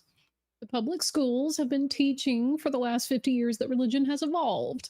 We've been taught that man started off believing in many gods, worshiping the rocks, stars, etc., the caveman philosophy, and that he gradually developed monotheism, the belief in one god. Yet archaeology seems to tell us that just the opposite is true. This is another. That man has always been a monotheist and worshipped one god. This is one of those areas where I'm going to need some kind of a, what do you call it? A citation. That's a citation needed moment. Bruh. Yes. Okay. All right. It tells us that man has always been a monotheist and worshiped one god. All of the ancient cultures seem to teach us that the opposite of what we are being taught in our public schools today. Which of them? Religion has a... Name one ancient culture, Kent. One. that you can find, its earliest stratum of archaeological evidence is definitively monotheistic. I defy you to do so. There's not a one where you can actually make that determination. Even if you look at the earliest stratum of Hebrew culture, they seem to be, at the very most, henotheistic. And many of the more rural groups seem to have been actively polytheistic. In fact, we even have evidences of, and I'm using evidences because of Kent, you know, it's that part of that wonderful dialect of English called Christian apologist. There are many evidences, even in textual variants of the Old Testament, as Kent might call it, of previous polytheistic renderings that were changed in the Masoretic text, on which most versions of the Jewish scriptures, as well as most Protestant Old Testament, are based, that were earlier more polytheistic in things like the Dead Sea Scrolls and the Septuagint, as well as the Samaritan Pentateuch, because that's a thing too, where they were more polytheistic, and then that was toned down and made a bit more monotheistic by the time you get to the Masoretic text. So even the Torah was more polytheistic when it was originally compiled. Anyway, now that we know that religion has evolved, let's see that religion hasn't evolved. Man did not create God, God created man. Since evolution is just a religion, it should not be taught in public schools at taxpayer expense until all religions are going to be taught. No, I want to point out, it's taxpayers' expense, no comma. There should be a comma somewhere in there, Kent. Now, normally, I'm not too picky about spelling, because ultimately it doesn't really matter to your argument. However, this is your dissertation, Kent, the one place in which you ought to pay special attention to things like formatting, grammar, spelling, etc. I also find it highly ironic that he's talking about, like, oh, don't do these things I don't want with my tax dollars, and yet he doesn't pay taxes. Well, to be fair, he's never been convicted of not paying property taxes, which in the United States is the majority of school funding taxes. Fair. I'm just saying the irony. Yes, it is a bit ironic that he complains about the use of tax dollars when he is a known tax cheat. Yeah. And a dumb one at that. In 1963, the Supreme Court ruled that if a parent or child objects to certain materials being taught in the public schools, the child cannot be removed from the class because that would violate his constitutional rights.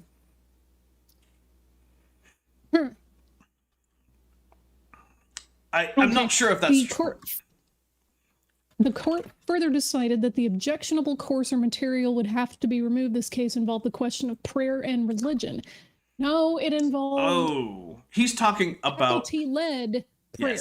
Yes. He's talking about the case of public faculty-led... Sharks is not gonna jump. All of them. He's even gonna find like the sharks from deep underwater that never come up to the surface. The Greenland blind sharks that are all blind because of weird worms that swim around in their eyes. He's going to jump all of them. He's even going to go ahead and jump all the not quite shark dogfishes, which are just adjacent to sharks. In fact, he might even jump all the raisin skates. Just jump all the constrictions. He's going to say, according to evolutionists, that he's going to jump all the rocks too, because they're also sharks. Ugly German Truth says, but he probably did not pay taxes for the last 20 years or so when his property was always counted as parsonage or other church property. I'm actually not sure what the status is tax-wise of Dinosaur Adventureland, but I will say that it is not actually owned by him. So technically, any taxes due on that are not payable by Kent. They're actually payable, I believe, by Ernie Land, who is the treasurer and like CEO or something of Creation Science Evangelism. Stop enabling Kent, you hoser. Well, I'm not saying that Ernie Land isn't cheating the government. He very well could be. I'm just saying that Kent Hovind is being clever in hiding his assets by making them legally belong to someone else. And for $5, Vandalia 1998 says, even if we grade this as an elementary school paper and not a PhD paper, it still fails on so many levels. Well, yes. Mostly because poor kid much who of it had is to try and false. write a paper about this. That would be unfortunate. I wouldn't wish that on anyone. So, yes, he is conflating precedent. This. Yeah, anyway, keep going. Sorry.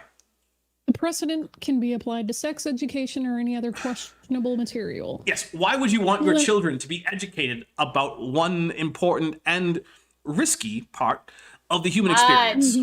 But just end the sentence at educated, period. Why would you want your kids to be educated if you're Kent Hovind? Look, pro tip for all the Kent types out there. Not teaching your kids about sex doesn't make them less likely to have sex. It just makes them more likely to do it in a risky manner. And so, yeah, that's all there is to it. And I don't care how many purity pledges your kids sign. I don't care how actively you tell them not to do it. The fact is that a certain percentage of them are going to do it regardless of your moralizing about it.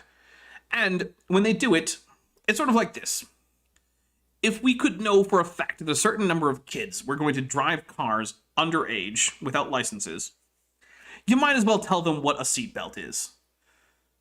Right? Yeah. They might as well. Tell them not to look both ways across the road. Yeah, you might as well.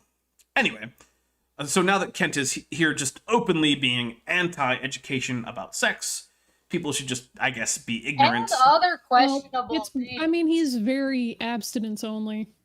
Well, what are the other questionable materials, though? I'm not going to tell you that you shouldn't tell your kids to simply avoid having sex when they're kids. Because ultimately, I don't think kids are responsible enough that they should be doing it. Yeah, you gotta look out for all those. To. You gotta look out for all those Catholics and Christians, that are gonna start trying to have sex with all them kids. Like the priests, yeah. Don't teach them about it. You wouldn't want that to. So you while wouldn't want to give them the tools to avoid it. That I do think teenagers probably shouldn't be doing it for their own sake. They're going to anyway, and we can't pretend otherwise. No, I mean, we don't exactly put them in a very good position to not. That's true too. Putting them in a room with a bunch of other hormonal teenagers might not be the best situation for them avoiding. And boring the hell out of them while we're at it. Yes, and also sleep depriving them. Mm-hmm. Because sleep deprivation is great for decision making. What do you mean, bud? Here's the thing: high schools, at least in the United States, tend to start very early, and teenagers, naturally left to their own devices, tend to stay up until 2 or 3 in the morning and then sleep 9 or 10 hours after that, and then only wake up around noon naturally. This is without any kind of drugs or anything. That's just what they tend to do, left on their own. And the fact that high schools in the United States start at ridiculous times like 6 or 7 a.m. is just a recipe for disaster. Don't forget for all teenagers. those after-school activities that have to be part of like homework. That's true. Anyway, now that we're done complaining about high school, wait, was Sean? Who's reading? I don't even remember. Me. Vishanti. All right, please continue. Yeah. Okay. The ruling also said that no government building or facility may be used to commit inhibitions or hostilities to godly religion. I don't even know what that means. The wording on that. Yes, I'm not sure what that means. I don't even know. Never can't get past a single fucking sentence, bud? Look, every sentence of his tends to have on average 2 to 3 different lies. Are they lies if he just is too dumb to know? But it depends on whose definition we're going. Yes, non-truth. Yeah, there we go. Untruthitudes. Falsities. Can't Hovindisms. Okay. There may be some reading this who may remember when prayer was taken out of the public school system. It wasn't taken out, it just meant that they couldn't be officially led by the friggin' school. Oh, correct. See, they didn't make it past one sentence, I was only in the 5th grade and did not understand what was going on. Madeline Murray O'Hare did not want her son made to pray in the public school. She said that it was objectionable to her. She claimed that that was an obvious case of the government advancing a religion at the taxpayer's expense. She was very successful in getting prayer taken out of the public school system. Good, because she was correct. Yes. That's part of the Constitution, Yes, up until that last sentence where Well, they weren't offering prayers in non-Christian religions. That's true. So Madeline Murray O'Hare, yes, she was correct. And it was objectionable to her, as well it should be. And she did not get prayer taken out of schools. She got official faculty-led prayer taken out of schools. In fact, I didn't even get that right. To this day, you are allowed to pray in a public school as a student. No one can stop you unless you're interrupting and disrupting class. In fact, I know of public schools in the United States that have made prayer rooms available, especially to students like Muslim students who have set prayers at certain times of day. That's a regular thing here in Canada, Mm-hmm. Yes. It's not uncommon. So, yep. And the other place that's not common is Catholic school, but... Well, and the other thing is that it's not like those rooms are only available to Muslims. You can go pray there as a non-Muslim, if you like. Mm-hmm. So, let's see. Yep. Here we go. I can't imagine a student showing up at school at whatever hour and being like, hang on, you guys, I gotta go to my locker and get my tefillin. I want to lay tefillin before the next class starts. Like, I cannot imagine. But then again, idea just... if someone did that, as long as they weren't disrupting the school, there would be nothing the school could do about it if it's a public school. Yeah. Sorry, guys, I gotta go sacrifice this bowl right before the test. That might disrupt class no matter what. So that might not be allowed. Yeah, that would... You brought a goat to class. Yes, that would in That's itself not be disruptive, sanitary. I think. Yeah, and not sanitary. Yeah. Anyway. Of course, I don't like what Madeline Murray O'Hare stands for or what she did, but it does bring up an interesting point. If evolution is just a religion, then it should also be taken out of the public schools. I would like to see some real action get taken on it. Evolution taken out of the public school system on the grounds that it is just a religion. The first step is to approach the school board and request that they remove the objectionable materials. Step 2 is to go to the people who supply the funds for the school, the county commission. Step 3 is to take the issue to court. I will say that step 3 has been attempted numerous times in the United States, and it always has failed. And Christy Santiago says, falling asleep on you wonderful humans will listen with earbuds without my eyes. But my eyes will be closed, listening as I drift off to my dreamland. Well, Christy, I'm glad that we can help you get to sleep on this wonderful New Year's, which actually, New Year's in my time zone is fast approaching, at which point I will be popping the cork on some extremely inexpensive champagne. So stay tuned for that in about 10 minutes. Is it actually from champagne? No. Who's praying to evolution, though, bud? Yeah, that's a good question. Oh, great. Also, Darwin.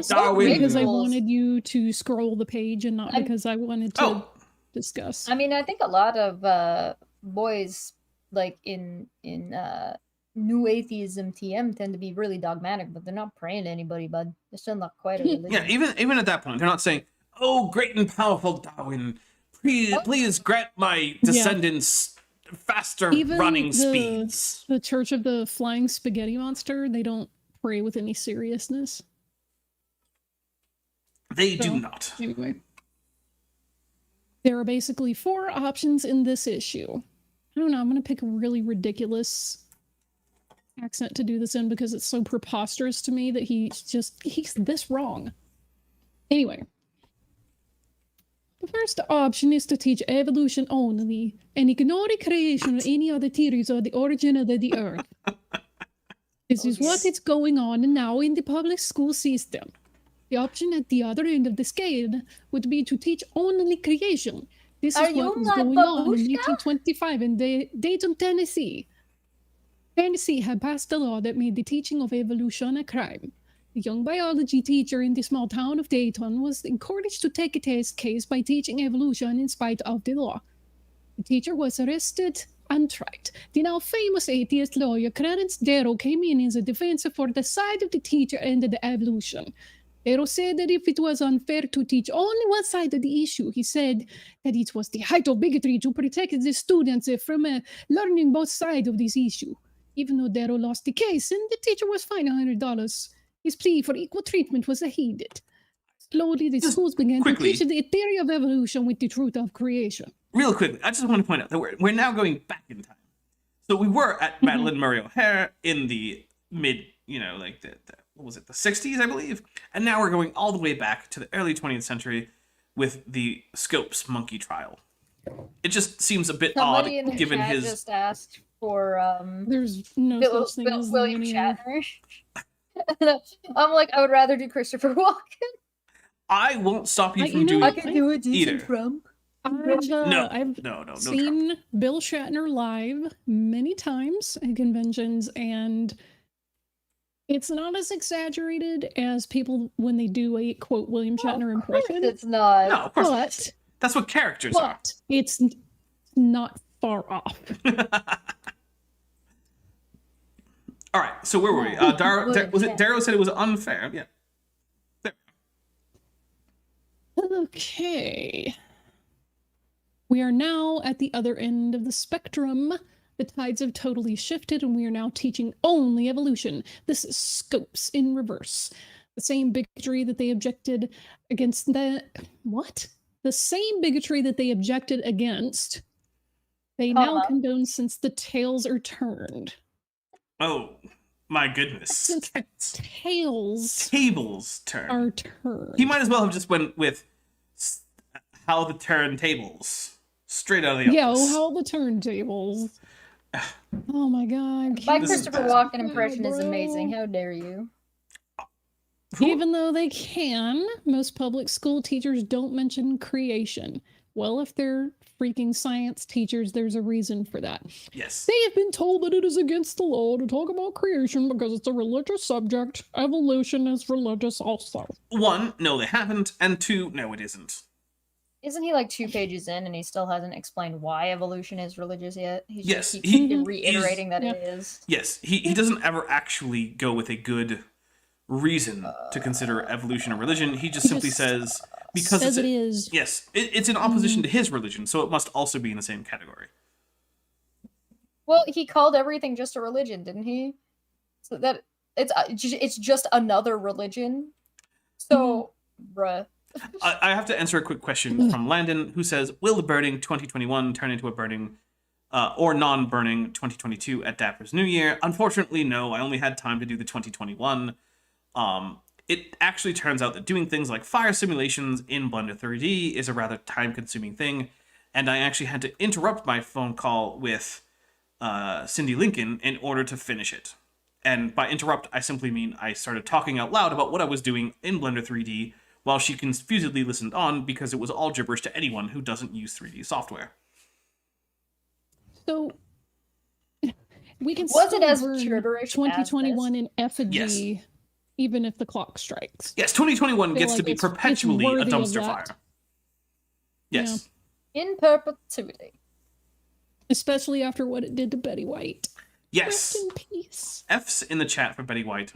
I was shocked to hear that. I was hoping that Betty White would be the one to outlive the Queen. And I mean, how is it that Kissinger's still alive somehow? I would much rather have a world where there's no Kissinger and there is a Betty White. Yep, agreed. We are living in the worst timeline. And I don't care what anyone says. We're going to round up. She made it to 100. Suck on it, haters. Joke's on you. There are no haters of Betty White. That's true. There are none. All if you right. hate Betty You White, want me you are to- not a person. You want me to take over? Sure. I was going to say I can do one more. Yeah, go for it. Okay. There are 2 middle ground options available in this issue. The first would be to teach both evolution and creation in the public school classrooms. This was passed as law in the state of Louisiana, but was never enforced because people contested that law. This was contested because the idea of creation has religious connotations, and therefore they contested it should not be taught in the public school system. How That about is that? improper use of commas. I don't know what's happening. They immediately claim the, quote, separation of church and state, end quote.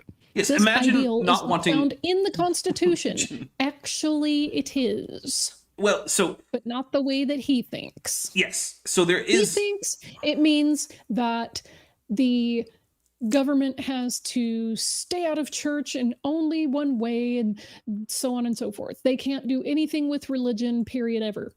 That is not correct. It was meant to keep the church out of the state. Yes, and also, Kent seems to think that because, as he's about to say, the phrase separation of church and state isn't in the United States Constitution, the principle isn't there, but I'll talk about it a bit more when you get into the next sentence. Yeah. But also, what is the first word of that section of the Constitution? Congress? Congress. Mm-hmm. Yeah, Yes. Congress Yeah, shall not make a word. law. Sorry, Chesh, I'm sure that you're Respecting and completely establishing unfamiliar religion. with the idea of a written constitution. Okay. Imagine being a commonwealth and a monarchy. Hey, don't you diss Canada?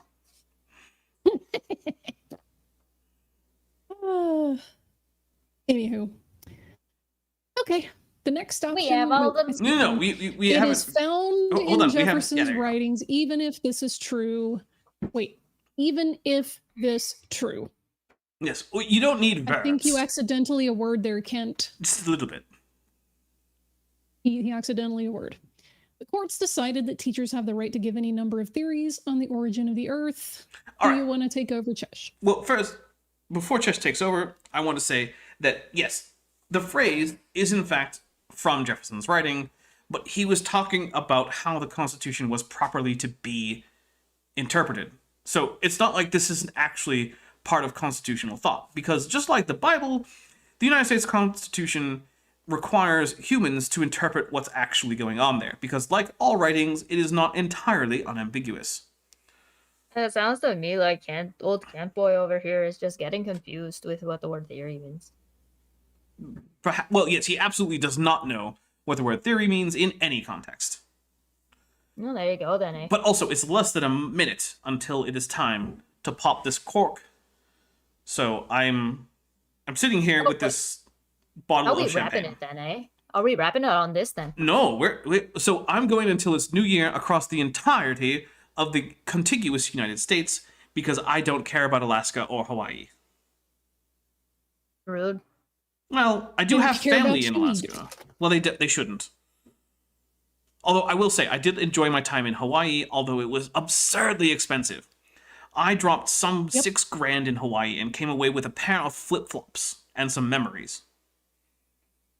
I mean, you have to ship things halfway across the planet. Memories are priceless, bud. I suppose, but I could have had That's similar. it. I had similar 8. memories in Thailand for much less.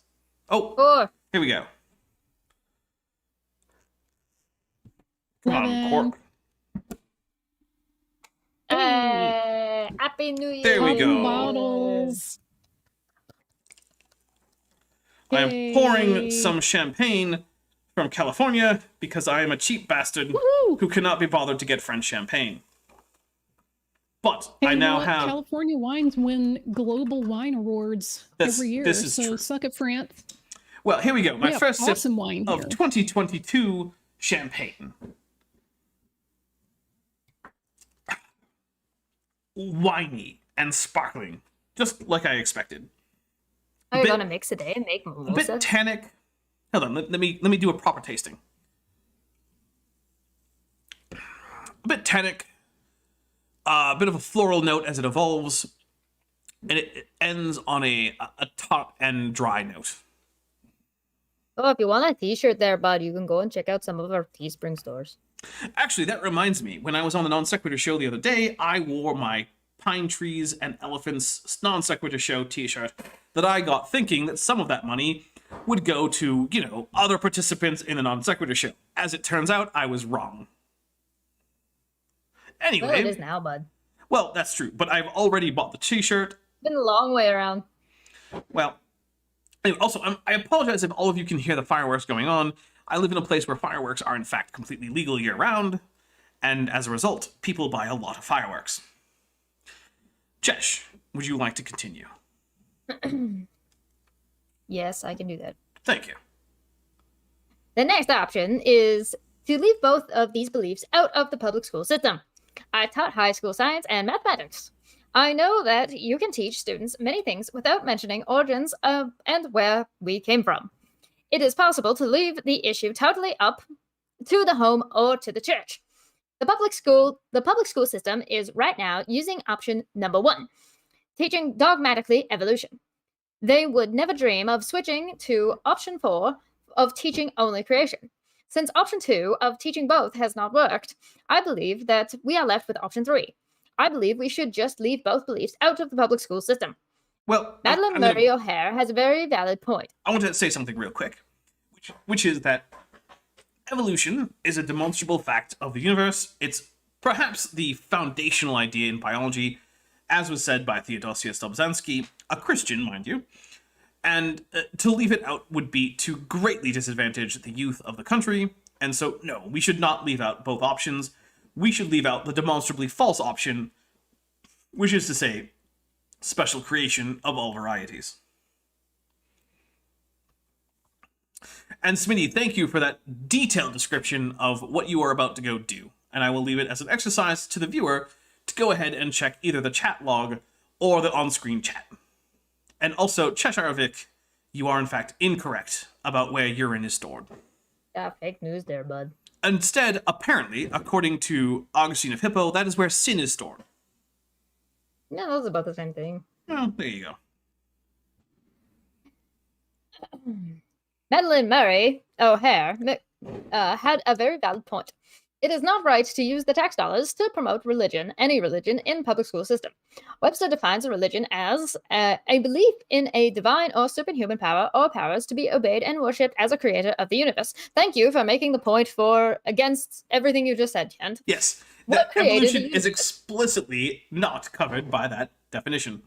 Also, it's a bit odd to quote a generic layman's dictionary when talking about some kind of dissertation. Especially in a dissertation. Right. What created the universe? Why? Was it blind chance? Evolution? If so, then blind chance is their creator and they worship chance. No. The idea that something created something doesn't mean that that thing has to worship the thing. Worship is a verb. Yes. So it is not necessary to say that, oh, if blind chance, which I don't know what that means, it's certainly not what I would describe evolution as, but even if it were, it doesn't mean that believing in evolution requires you to worship chance. Although I will say chance was a goddess in ancient Greece. Time and matter become the gods of the evolutionists. If you begin to take away time from the evolutionists by saying that the Earth... Is young. No, you lost me. You moved it. Oh, I'm sorry. By saying that the Earth is young, that is like taking a pacifier out of a baby's mouth. If Webster's definition of religion is correct, then evolution is definitely part of religion, not science. No. I taught science for many years, and I am not against real science. However, we have entered the realm of religion when we begin saying that the Earth came into being out of nothing, which is not evolution. No. In fact, that's nothing. Nothing says that. That is... I mean, Lawrence Krauss's book has that title.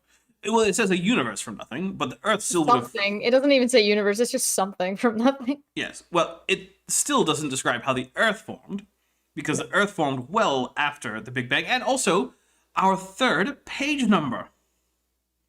Apparently, we only get page numbers when they end in 0. There is a wealth of information on this subject. Let me share what a few evolutionists have said about evolution. Sir Arthur Keith, an avid evolutionist, said evolution is proven and is unproven and unprovable. We believe it because the only alternative is special creation, and that is unthinkable. This reveals quite a bit about the evolutionists. They believe it only because they do not like the option of special creation. I want to point out Matthews. one quick thing, which is I've actually apparently I've had trouble tracing down that quotation, as have others, and I actually am going to go ahead and say that that quotation that he had from Arthur Keith is sort of a citation-needed situation, because as far as I can tell, it doesn't actually exist as a quotation. But the other thing is, even if Arthur Keith had that opinion, that doesn't actually mean that that is the opinion of the majority of people who believe in evolution.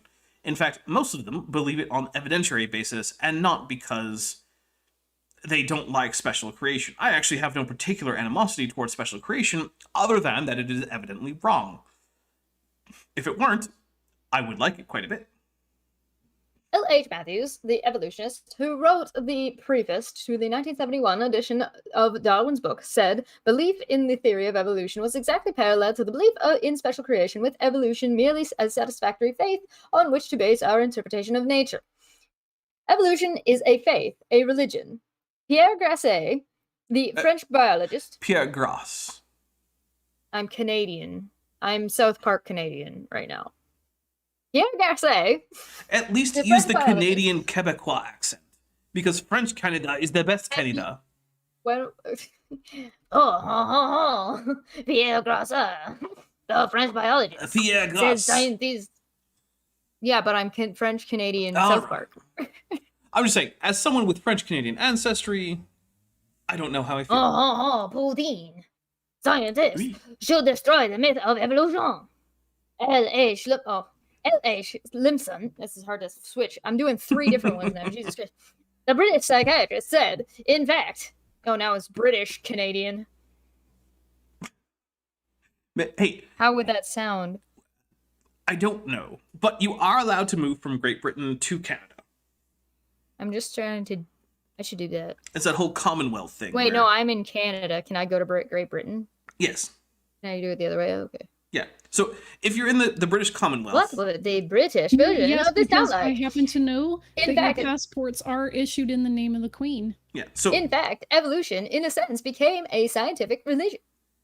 Almost all scientists have accepted it, and many are prepared to bend their observations to fit in with it. Evolution, without question, is a religion. It is a religion of humanism. Either man is the ultimate king of the world, or God is the ultimate king of the world.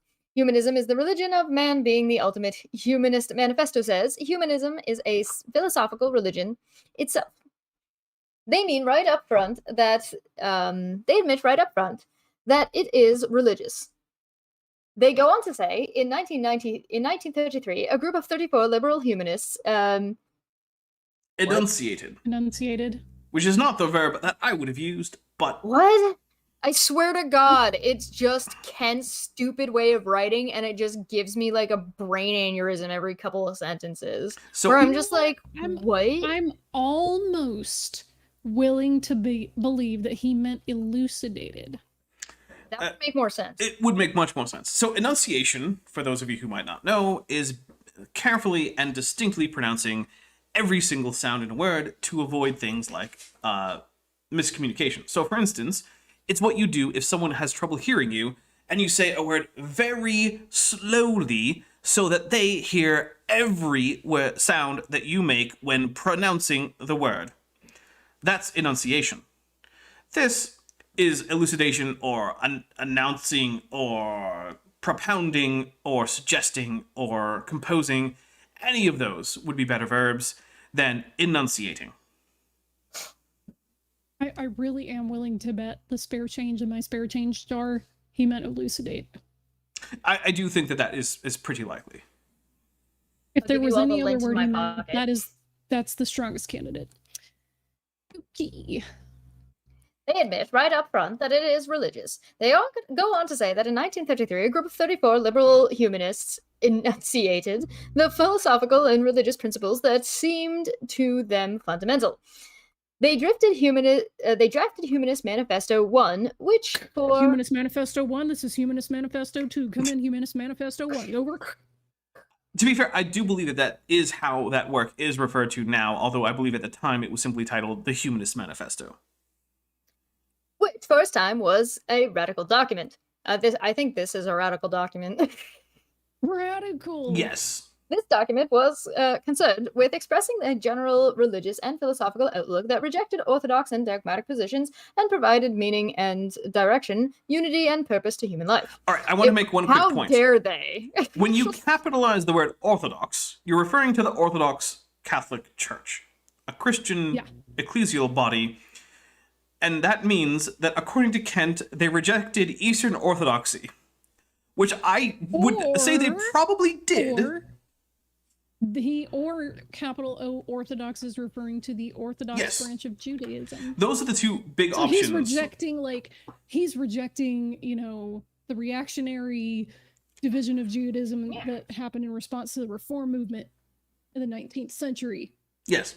So those are the only big options. Now, I will say that I do think that the humanists reject both Orthodox Christianity with a capital O and Orthodox Judaism with a capital O.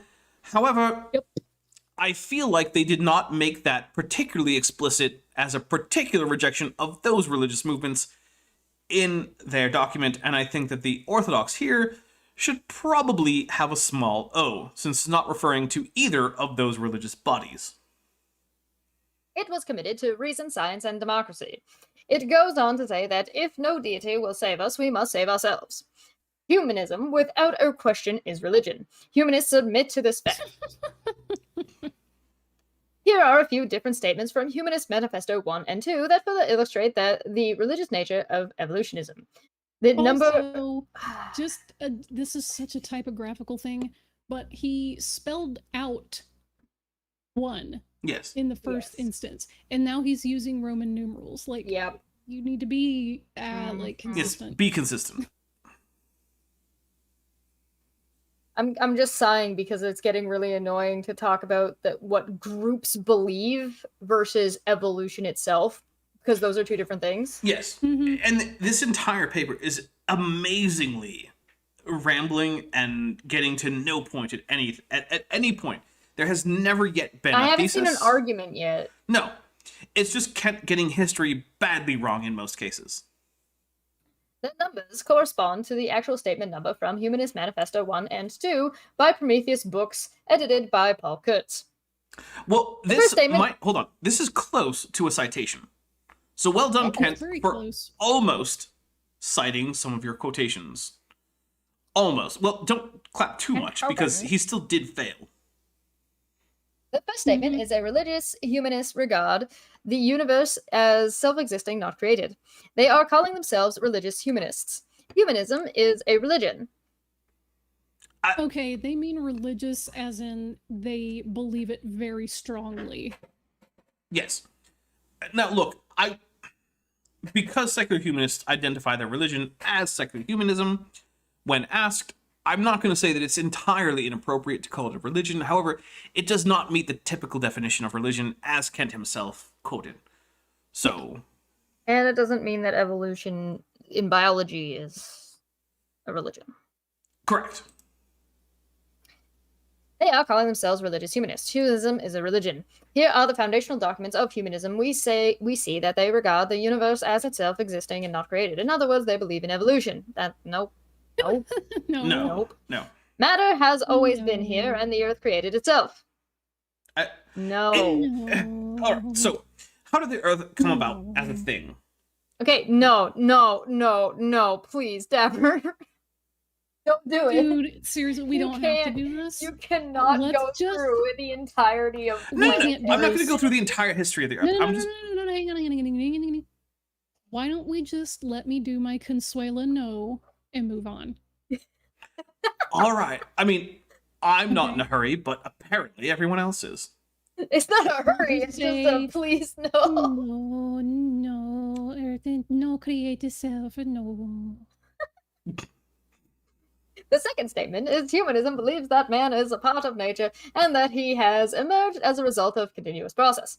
Also, again, referring he has to evolution. emerged with an I. It should be emerged. Emerged. With an E. I'm merged. Yes, I'm emerged. That means to not merge. It's anti-merged. Dapper needs to get a GIF or get the audio clip from Scrubs that's Dr. Cox just saying wrong. Oh, I have that clip. Wrong. You're wrong. You're wrong. I'll tell you You're what. wrong. Remind me before I go live with the next one of these, and I will have that clip at the ready. I will do my best. Cool. The only religion being promoted at the... I skipped too far ahead. Again, referring to plainly the evolution. Hold on, that's too many people talking. Sent to you earlier this week. Sorry. What's happening now? I was gonna say the other clip while I'm thinking about it, since you guys were talking about soundboards and stuff earlier, is have just the clip of the guy going, "Why you always lying?" No. So last time I used that in a video, it was immediately copyright claimed, and I had to cut it out of the video and re-upload. Not a whole segment, just that one phrase. No, that's all that I had. It's very copyright claimed. So it was popular are other channels that use that all the time. Yeah, but they tended to use it earlier, and they tended not to get copyright claimed earlier. Recent ones. Well, then they're getting copyright claimed. I don't know what to tell you. I used a very small clip of that song, and I was immediately copyright claimed, and all of my money was going to go to the person who sang the song, and I do not want that. Therefore, no, I will not be using that song because I want to make the money off of my own videos. Sorry. If you want to use it in your video and risk not making any money at all from it, feel free. I don't want Google's What if money, you used a clip of me singing it? Will that work? That would probably work, yes. All right, I'll make one for you. We'll get someone from Karaoke Bar. There you go. Why you lying? No, you're lying. Again, referring plainly to evolution. It could be easily proven that the foundation of humanism is evolution and humanism is a religion. Therefore, the teachings of evolution in the tax-supported public school system is the fostering and furthering of a religion. This sounds like he's making an argument for the legal part of it now, and he's gone from this is about philosophy and education to a history of evolution to something else and World War II to now, because Hitler Buddhists are Karl Marx, and Karl Marx was a humanist, and because Karl Marx was a humanist, humanism bad cause evolution. That's what I'm getting from this so far. More or less. That's about right. That is about it's what I'm. hilarious to me that he says this one thing. It could be easily proven that the foundation of humanism is evolution, that humanism is a religion. Well, it could be proven, but Kent Hovind's not going to do it in this paper. Oh, I do want to point out, about 10 people here have not hit like on the video. Please do hit like, it helps a lot. The only religion being promoted at taxpayers' expense is religion of humanism. We need to put a stop to that. Don't teach people to like each other, guys. Yes, why would you... Don't teach humans to look out for each other. Did he literally put that in a paper? His dissertation says we need to put a stop to that. Yep. Yes. Because he described humanism before, too, where he said that it was about...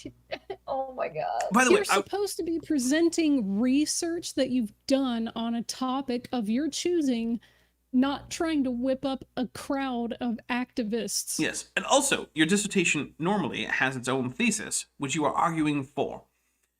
Now, Kent is not actually arguing for any thesis. He has yet to give us a thesis statement for his dissertation.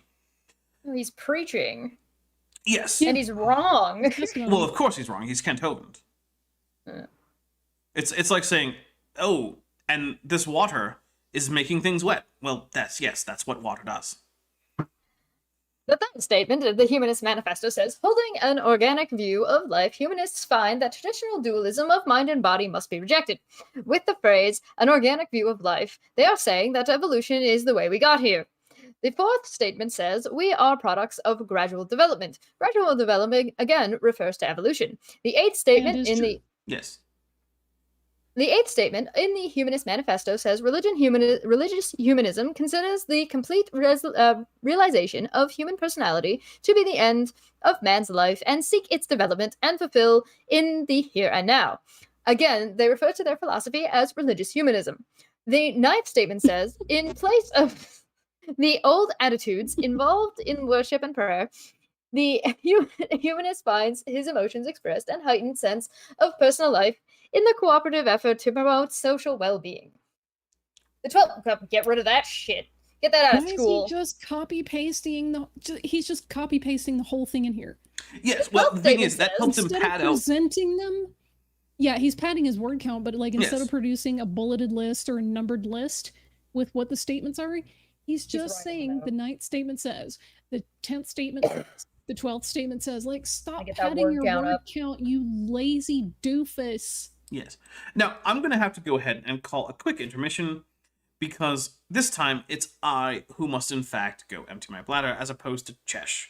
So, my apologies to all of you. Hopefully it will not be a very long intermission, and when I say, hey, I'm back, Vishanti, this time let me know that you are here, if you are.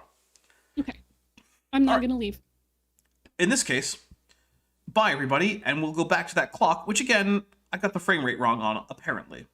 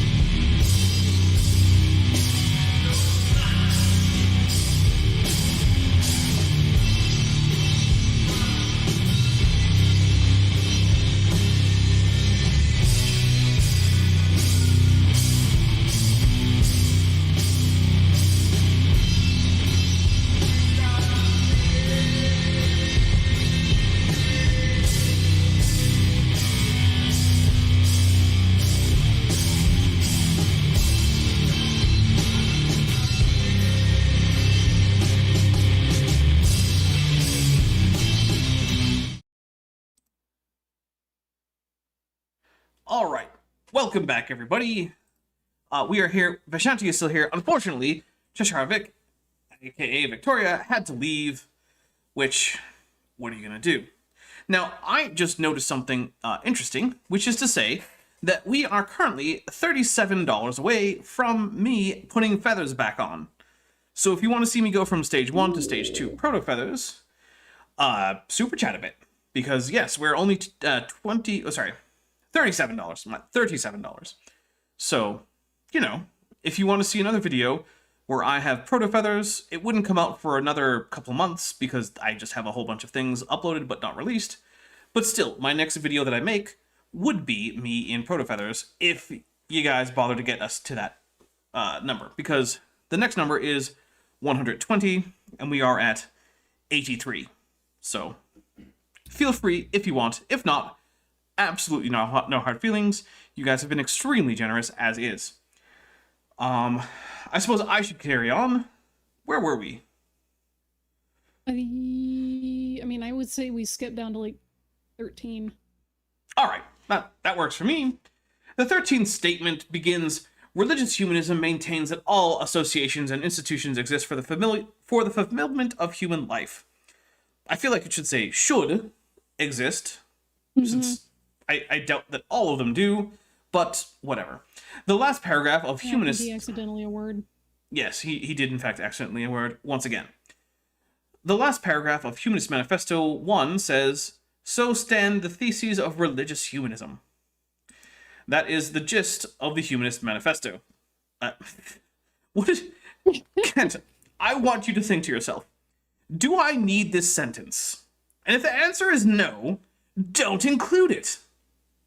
I want to ask. Blitz Winters for $37 on the nose. Oh my gosh. Said, I just remembered, I'm watching live. Let's go. Let's get these feathers. All right. Well, everyone, what this means is that for the next video that I make, which I will be starting next week, it will be animated, and I will be adding stage 2 proto feathers to the Dapper Dinosaur. So, look forward to that. I will be using this great feature in Blender 3D called Geometry Nodes. It's frankly kind of amazing, and I don't know how I ever got on without it, but I did somehow. And it's also how I did my stream start soon, which I'm going to remind everyone what that looks like. This video that you're watching now was done in part with Geometry Nodes. They're amazing. Also, Klingon. So, you know, there you go. Anyway, thank you. I'm frankly at a bit of a loss for words on that, because that is frankly quite amazing. Blitz Winters, you are the hero. I want to ask him one question. Like, is him Blitz Winters or Kent? No, sorry, Kent. Kent. You were asking him if he really needed this. I'm asking, has he ever read a doctoral dissertation? No, of course. Also, what color are your feathers going to be? Oh, that's a good question. So last time I did a poll, and people asked for display colors for some kind of like mating display.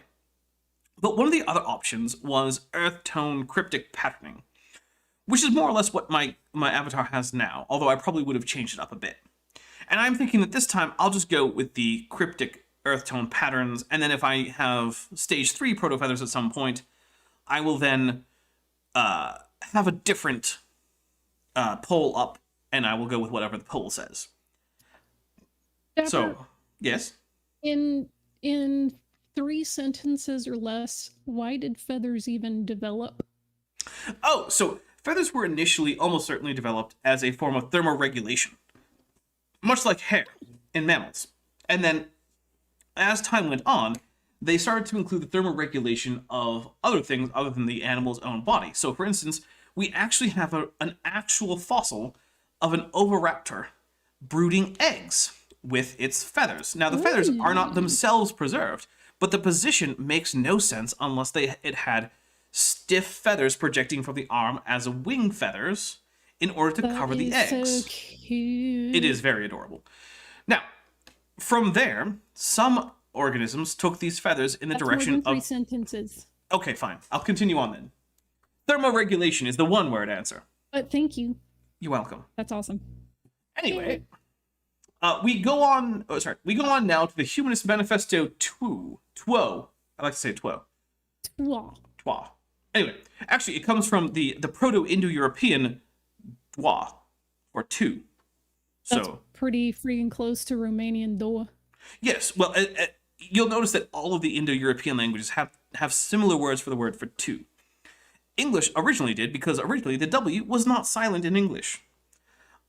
I know this because, yes, I did get an A in both Old English and History of the English Language in college.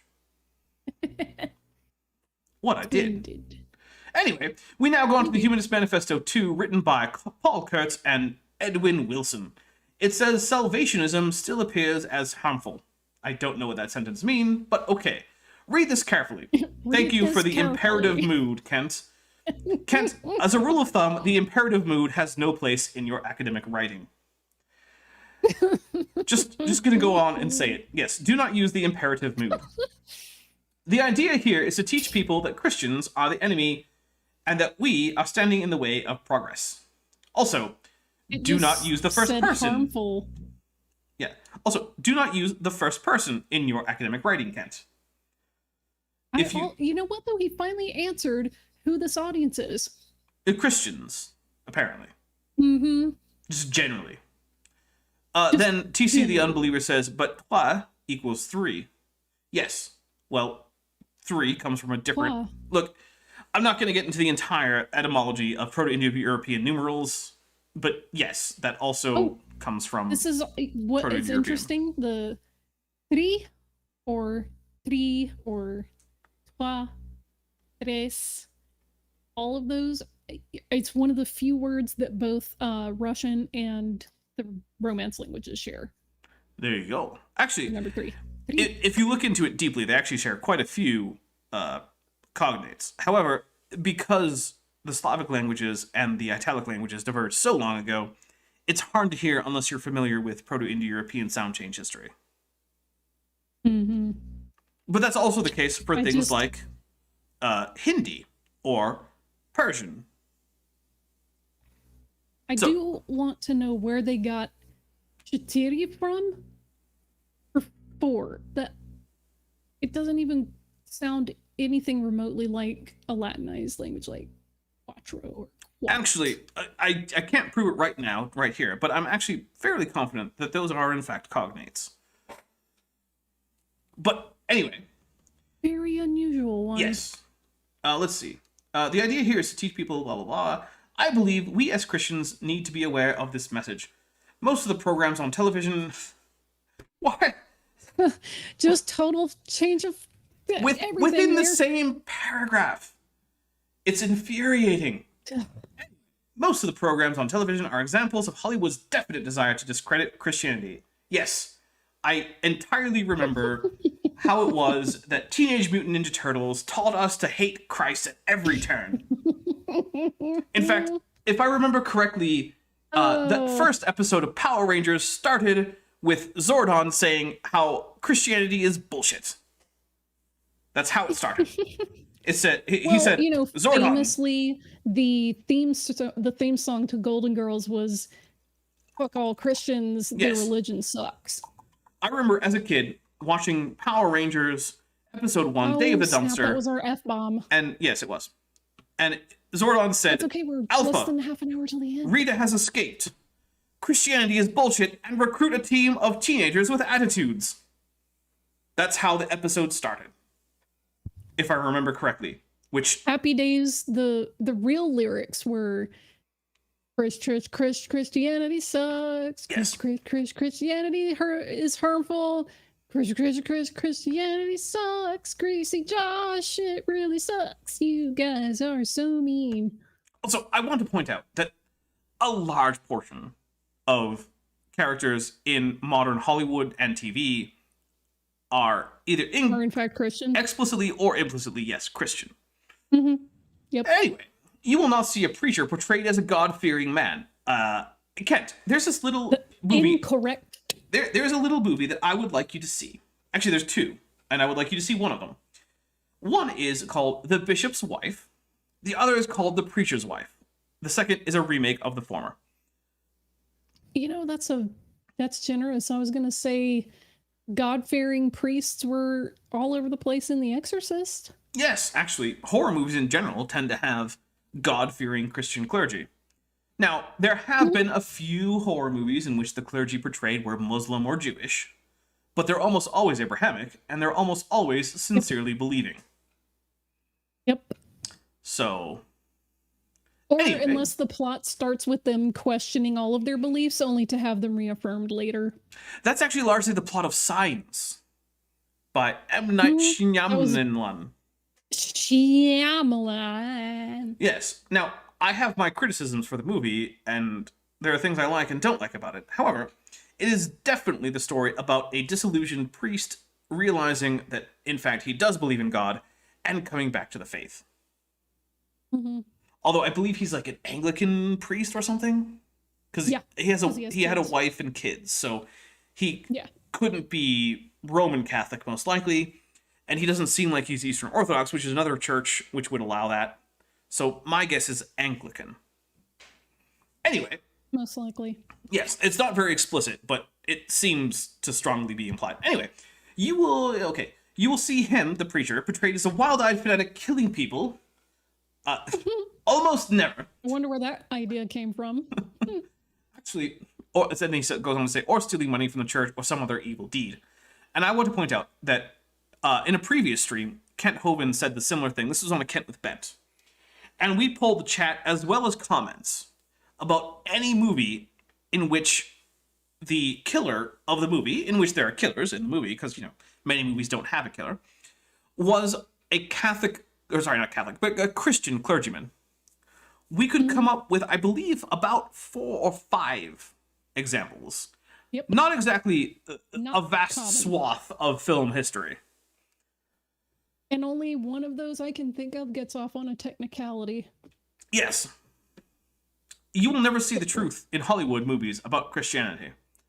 I mean, Not look. correct.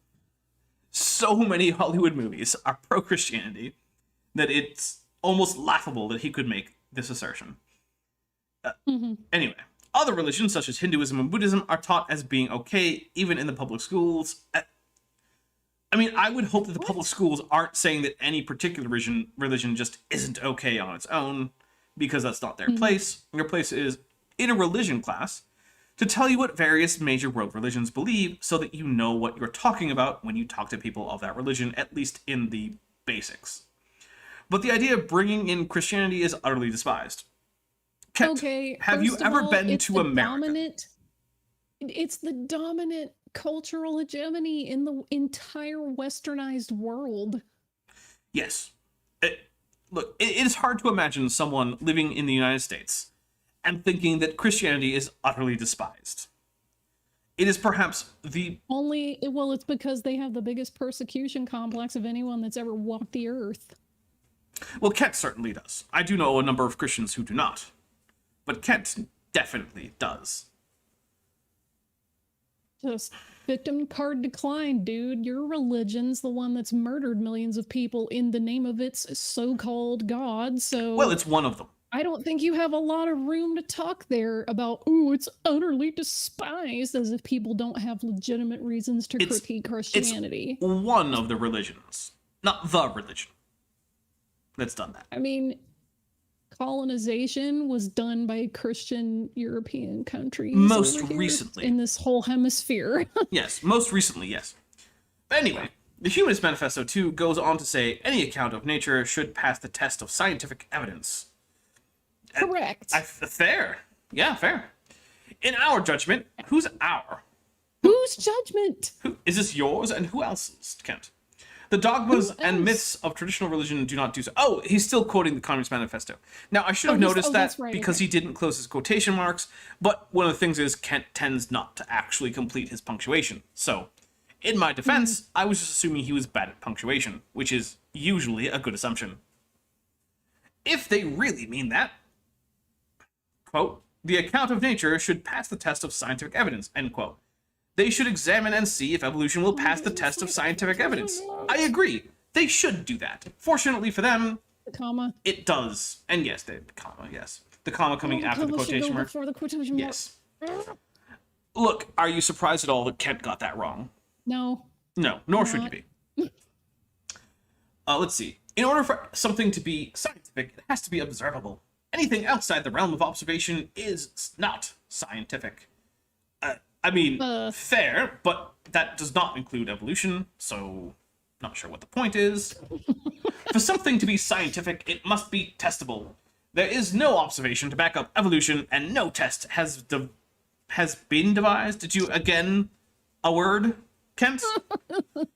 And no test has devised to demonstrate it. Goodness.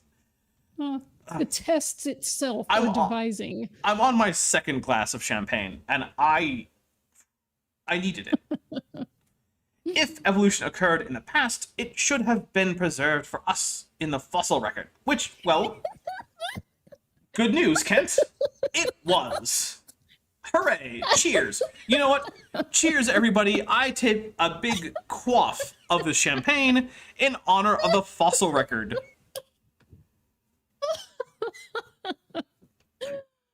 Oh Goodness. my god, that is the most unintentionally hilarious thing he has ever said.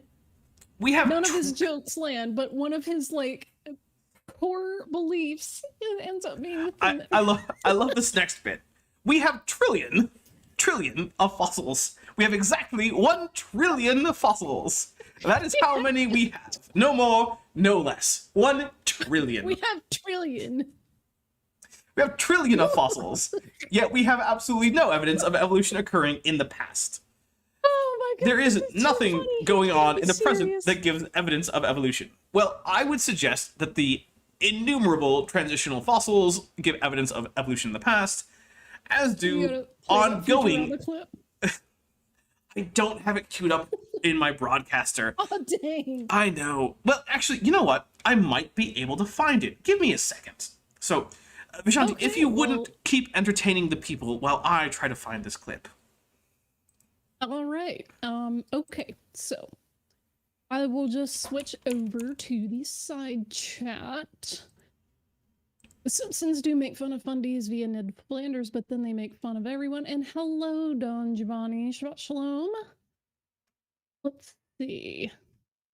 South Park makes fun of religions. They were courageous to joke about Scientology. That is correct. And what's funny is Isaac Hayes got so butt chafed that they dared to make fun of his religion that he left the show. So, yes, Landon, we are very close to the new year in my time zone, which is the West Coast, West Side, best side. Not sure how many of you are out in my neck of the woods. Unfortunately, I didn't entertain them so much as engage with the side chat. Well, I appreciate it. And unfortunately, I do not still have the clip ready. I apparently deleted that video in an effort to save space on what was once my dwindling hard drive space until John A., thank you very much again, got me a 6 terabyte solid state external drive from my Amazon wishlist, which is linked in the description if you're feeling generous. Now, most of it is just stuff for fun at this point because most of the practical stuff has already been purchased for me, like the microphone I'm using and the hard drive that I am now using. The only other big practical thing is a monitor, which isn't strictly necessary, but would help a bit. And then other than that, it's all stuff for fun. So things like I think role-playing that game evolution books. book is technically for fun. Yes. That's how it was originally on there at all. You did have the Evolution Cruncher, which is suggested by Kent Hovind. Although I forgot that, and I asked Cindy if she had recommended it to me, and she said, no, but Kent sells that in his fraud store. I mean, bookstore, is what she said to me. I gotta say, I like Cindy. To no end do I enjoy talking to Cindy and having her say things like that, because it is just extremely amusing. Quite good. Yes, it really is. And like I said, I had a 6-hour phone call with a woman, and she is just a delight to talk to.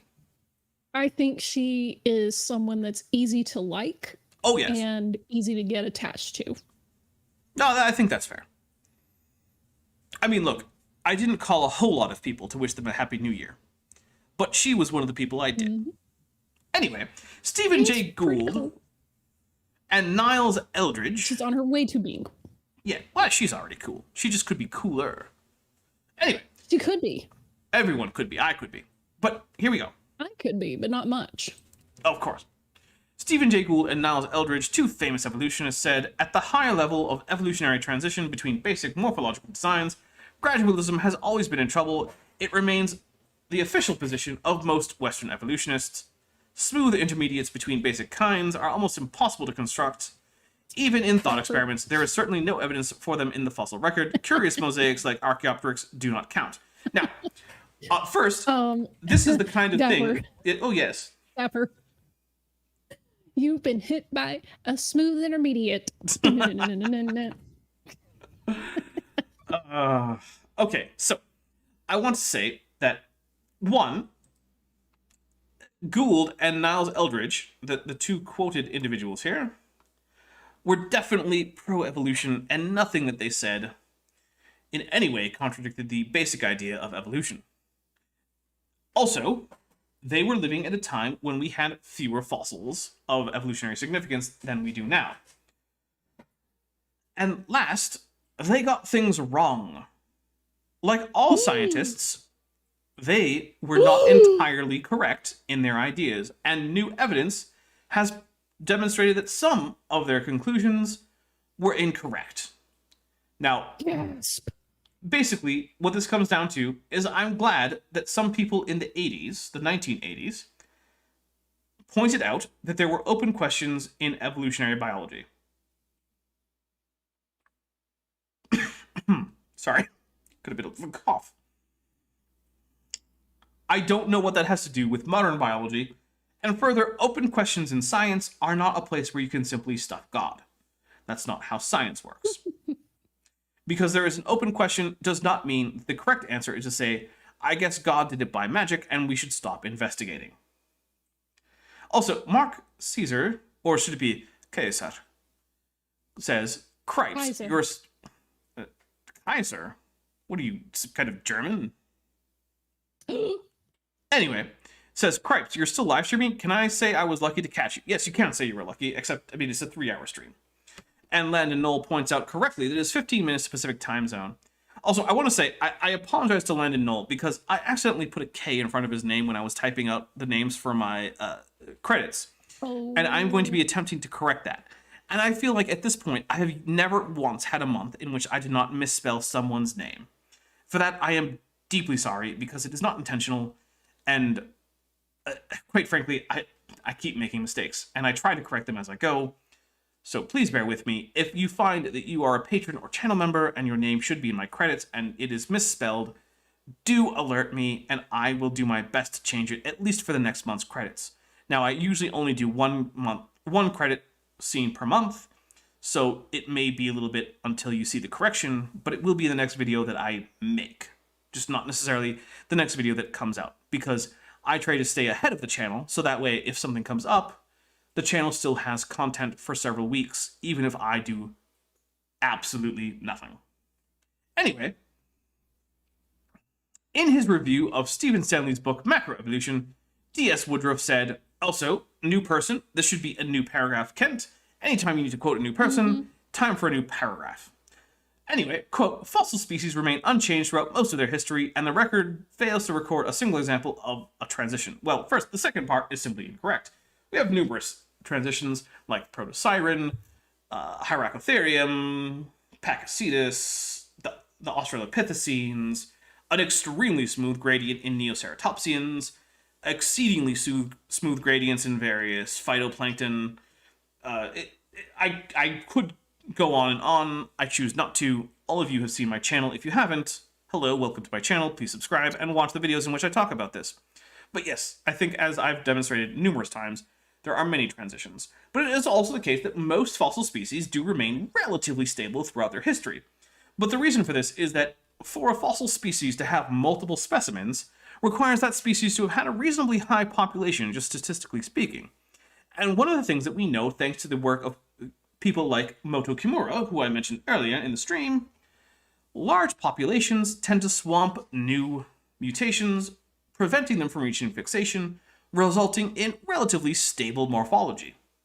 It is in small populations that are genetically isolated, not necessarily because of incompatibility, but simply perhaps because of physical barriers, that end up developing significant morphological change most quickly.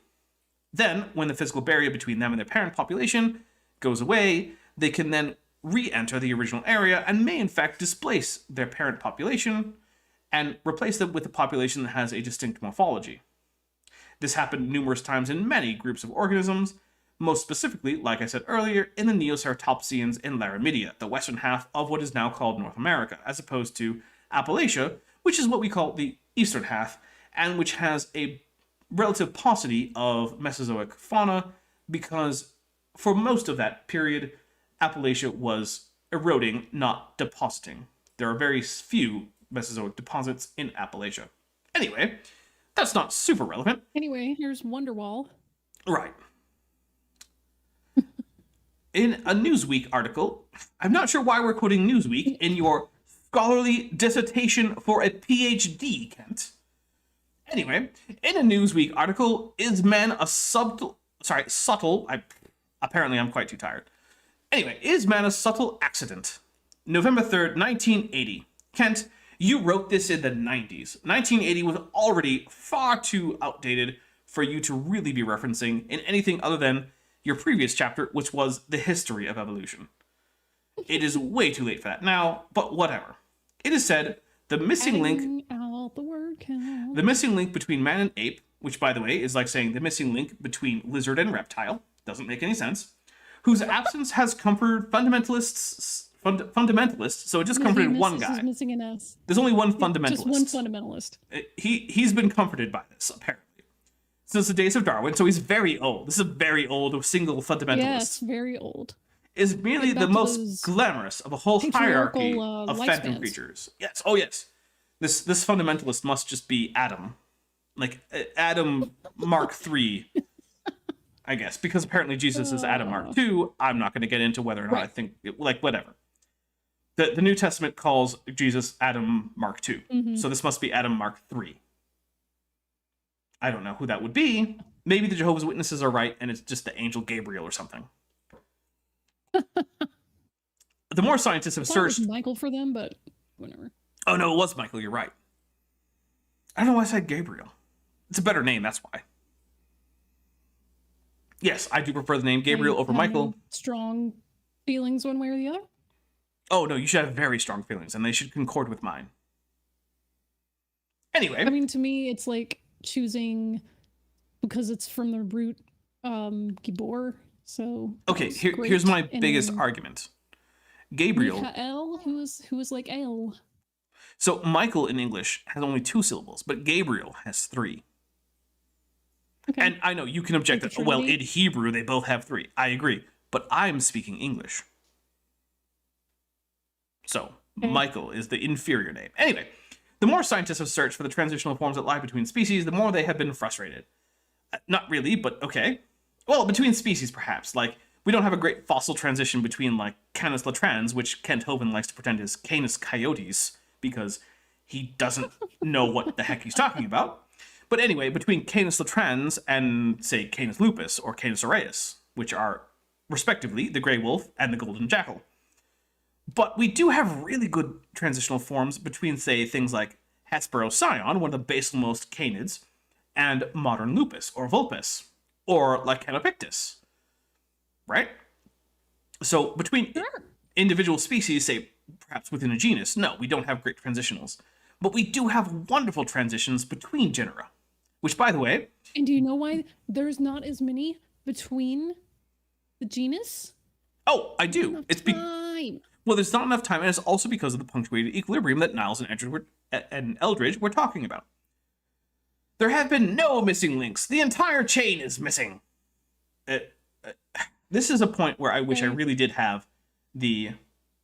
what is it? The Dr. Banjo Futurama clip handy. I wish I had not deleted it. But alas... Yes, but where's the transition between... Right. If you haven't seen A Clockwork Origin, which is the episode of Futurama we're talking about, please go watch it. It is wonderful. Oh, good. It's literally every creationist. Oh, absolutely. All right. Well, Landon says that we're 10 minutes into the Pacific Time Zone New Year, but I'm seeing it as still 7 minutes to go. So I am confused. said Oh, but 10 minutes too. Two. Oh, my apologies, Landon.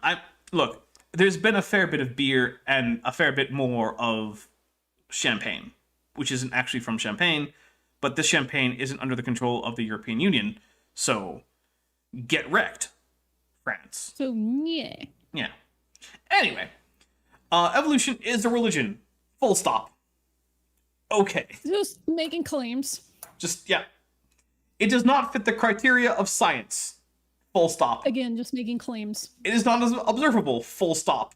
Okay, just the third time. Yes. There is no observation for evolution in the past or the present. Full stop. Kent, Just at some point, just you saying could words. at some point you could make an argument for any of your declarative sentences. Just saying. It's an option that is Nah. available to you. We'll Anyway, save that for later when he's not writing a doctoral thesis. remember, the reason this particular paper does not have a bibliography is because, according to Kent, his citations are in his PowerPoint slides. I will leave it as an exercise to the listener as to say how reasonable that is. Stephen Jay Gould, again, says in Natural History, The Return of Hopeful Monsters, there should be a colon somewhere in there, Kent. Anyway, the fossil record, with its abrupt transition, offers no support for gradual change. Yes, Gould was that's why it against... supports punctuated equilibrium. Oh my god, Right. this is not difficult. Yes, Gould was a critic of gradualism. That's why he uses the word gradual a lot when he's saying what isn't supported. But, again, we do have gradual support in the fossil record in some taxa, just not all. All paleontologists know that the fossil record contains precious little in the way of intermediate forms, yes, between species. Transition between major groups are characteristically abrupt. Actually, that is no longer the case. Arguing for punctuated equilibrium, Yes. but not gradual. If the definition of science is observation, classification of data, and experimentation, where is the observation for evolution? Well, it's partially in the fossil record, but it's also in the genome of various organisms. It's in the twin nested hierarchy of morphology and genetics. I mean, it's all honestly all over the place. The next sentence, though. Also, ADP reasons, ADP Ersons says, have you ever tried to go through that mess? 88,000 slides. I'm good. My goodness. No. I will not I've be got going the through entire 88. thing. You have all 88,000 slides. I have all of his slides. My sincerest condolences. But also, you know that he used to just flat out go, hey, if you want a copy of these slides, I'll give them to you, and he would sell them on a disc or a jump drive or whatever. Wait, do you have a floppy disk with Kent Hovind's slides? Please say yes. No, I don't, but I bet I could get one. Please do. And then also With maybe not get a very floppy much drive. effort. I'm not sure where you would get a floppy drive in 2022, because it's now 2022. I almost said 2021, but whatever. Well, it wouldn't be new, obviously, but I would have to figure out a way to get it into my tower here. Oh, you don't yeah, have I a think I could USB pull some. floppy drive? Well, if you go... I'm not even sure that there is such a floppy thing. drives, yeah, how are you going to get it to interface? Because... I think if you go through 8 or 12 different adapters from one format to another, you could eventually get to USB. Eventually. Imagine using, like, what were those little zip drives? Oh, I remember the zip drives. Yeah. Oh, I remember when they first came out, and I it's was like, gonna be a there's so lot of much adapters. space on this zip disk. I know, right? Anyway, evolution is a religious faith. If the evolutionists want to believe in evolution, they are free to do so. Well, thank you, Kent. We Good, live but in why is he America. complaining? I don't know. We live in America, which is a free country, We're allegedly. a free country. We are free to choose what we want to believe. What I am upset about is the fact that their faith is being taught as science in public school systems at my expense as a taxpayer. That upsets me greatly. Again, end of the Okay, in a sentence. doctoral dissertation. Okay, also, we're going to get through this section, and I'm going to stop at this last paragraph here. I write letters to the editor frequently. That's where I'll stop. Okay. But I want to point out that if you're going to do a inset quotation, the part where you say Romans 1:21 says should not be also inset. Not be in the block text. Yeah. Yes. only the quotation should be in this block text citation. Anyway. And if you're using a block text citation, you don't have to use quotation marks because it's a block quote. Correct. Anyway, Romans 1:21 says, because that, when they knew God, they glorified him not as God, neither were they thankful, but became vain in their imaginations. Yes, and their foolish heart was darkened. Professing themselves to be wise, they became fools and changed the glory of the incorruptible God into an image made like to corruptible man, and to bird and four-footed beasts and creeping things. Two bird. Yes, and two bird. Just two bird. And two bird. I believe it's actually birds with a s at, well, a z at the end, but it's spelled with an s. Anyway, wherefore God also gave them up to uncleanness through the lusts of their own hearts, and to dishonor. Well, okay, so this is a drink for you only believe in evolution because you're horny. Cheers. And to dishonor their own bodies between themselves. Oh no! Who changed the truth of God into a lie and worshipped and served the creature more than the Creator, who is blessed for them forever. Amen. And for this cause God gave them up unto vile affections. I keep thinking of Helsing. Amen. For even their women did change their natural use into that which is again nature. Rabbit. Which is again. No, it's against. Rabbits. Kent. You. Oh, yes. Happy New Year, West Coast. Cheers. Here is additional champagne that I will imbibe.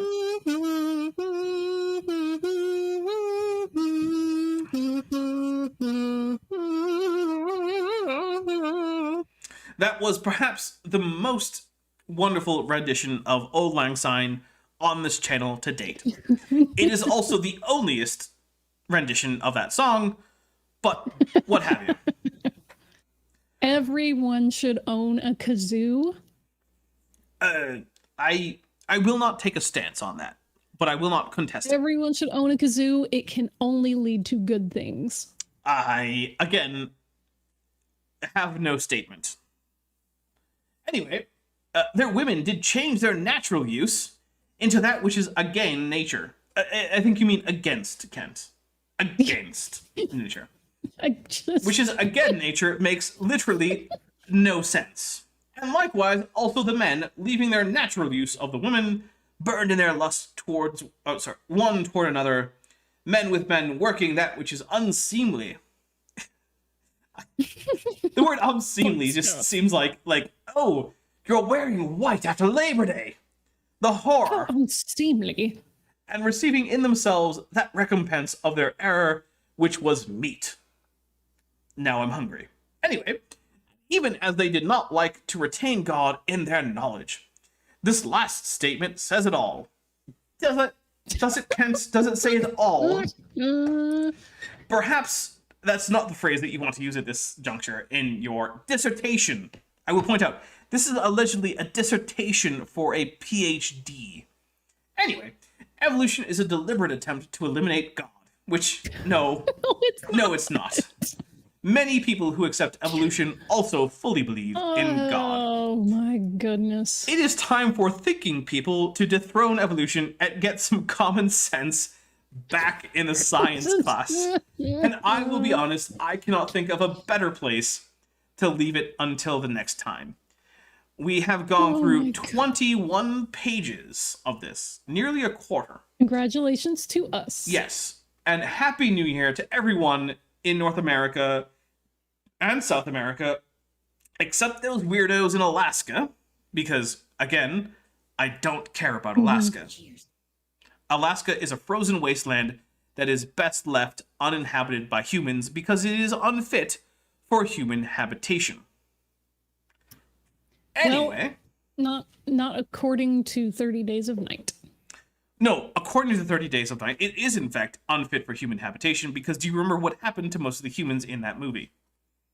They were doing all right until the vampires showed up.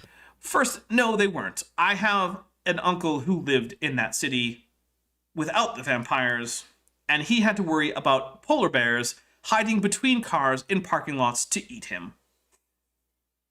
That is a true I story. mean, that just seems like a risk you take on when you move there, so... Yes, but any place where the bears hide between cars in order to eat you is a place you shouldn't live.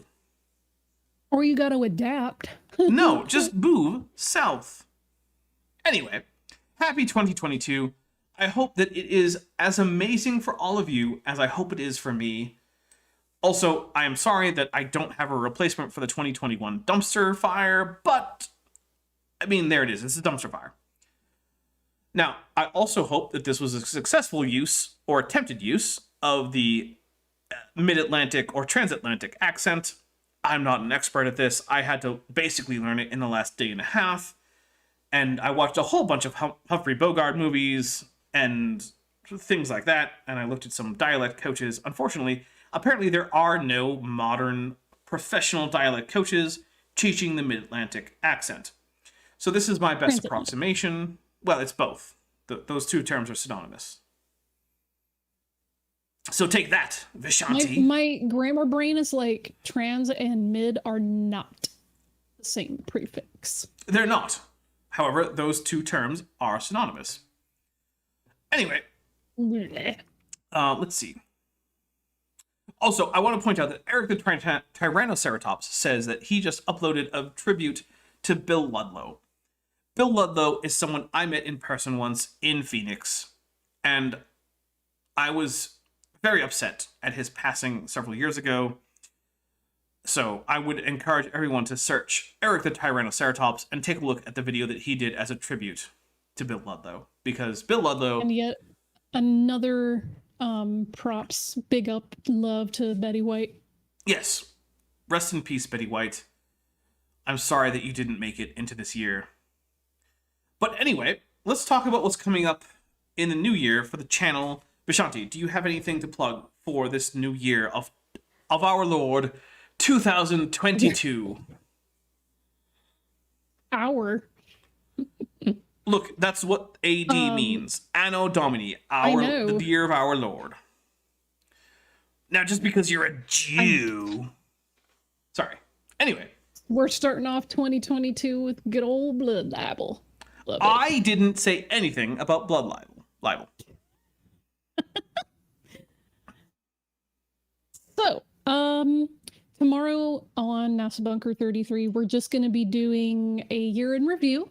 It's going to be a fun game stream. So if you want to play some of the Jackbox games, come over and hang out. If you want to reminisce about last year, or if you want to ignore last year and just sit around and play games with us, feel free to drop by. That sounds like fun. For my own channel, I do intend to formally launch some form of it. I have not finished the back end work yet, so it's still a very loose pre-production stage, but I do one day hope to officially get that rolling. So, all right. Well, let's talk about my channel, and I'm going to open up a calendar here so that I know what the heck I'm talking about. So, Tuesday, the 4th of July, January. I don't know what I'm talking about. Anyway, look, there's been a whole bunch of alcohol. So, on the 4th of January, there will be a new Kent with Bent. Then on Thursday, I'm not positive, but it will either be the second episode of Andrew Snelling on the Flood, which is called, I'm going to double check, just to make sure I get it right. So please bear with me. Going to my content, blah, blah, blah. Oh, goodness, where is it?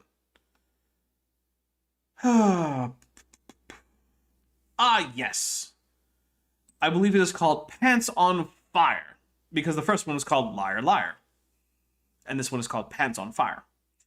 Either that, or a re-upload of my discussion with Jackson Wheat and a creationist going by Bread of Life. One of those two things will happen. I'm not sure which one yet. Then, looking back at my calendar, Saturday the 8th will probably be another Kent Hovind dissertation video, for whatever that's worth. In this case, apparently 120, which is the trigger for more feathers. Let's see. Also, coming up next month, I'm not exactly sure when, will be the nomination event for the Cambrian Bunny Awards, which are awards for creationists. See, I felt like since the Golden Crocoduck Award has been dead for several years now, it's time for someone new to step in and take up the mantle of Young Earth Creationist award shows. And since no one else is doing it, I'll be doing it. I'll be inviting various other YouTubers in the anti-creationist sphere to come and nominate for several categories, including Most Dishonest Creationist, Stupidest Creationist, and Most Morally Reprehensible Creationist. Ooh. Yes. There will be a lot of very stiff competition. And then I will be opening it up to you, my audience, to help decide by voting who wins in each category. And then once the categories have been voted on, there will be in February a actual stream awarding the various creationists. And you are allowed to promote your particular candidates. But anyway, that is coming up in the next month or two. I want to say a very special thank you to everyone who's here, especially all my channel members, all my patrons, and everyone who super chatted, which includes TD Lane, Vandelli1998, Jack of Hearts, Caleb Sherstad, Stupid New Year's Horror Energy, My Unfinished Journey, Carrie Bronson, My Unfinished Journey, and Blitz Winters. All of you have been extremely generous, and I cannot say enough how much it means to me that you guys have super chatted to help me pay for my booze. Actually, you've well more than paid for this booze. You've helped pay for the rent, essentially. So thank you very much. I am going to leave you with my end credits for last month. I will be doing new credits soon. Merry Christmas, Happy New Year, and any other holiday greetings that you might want to hear, but didn't. Just pretend I did say them. Anyway, here we go. We're out.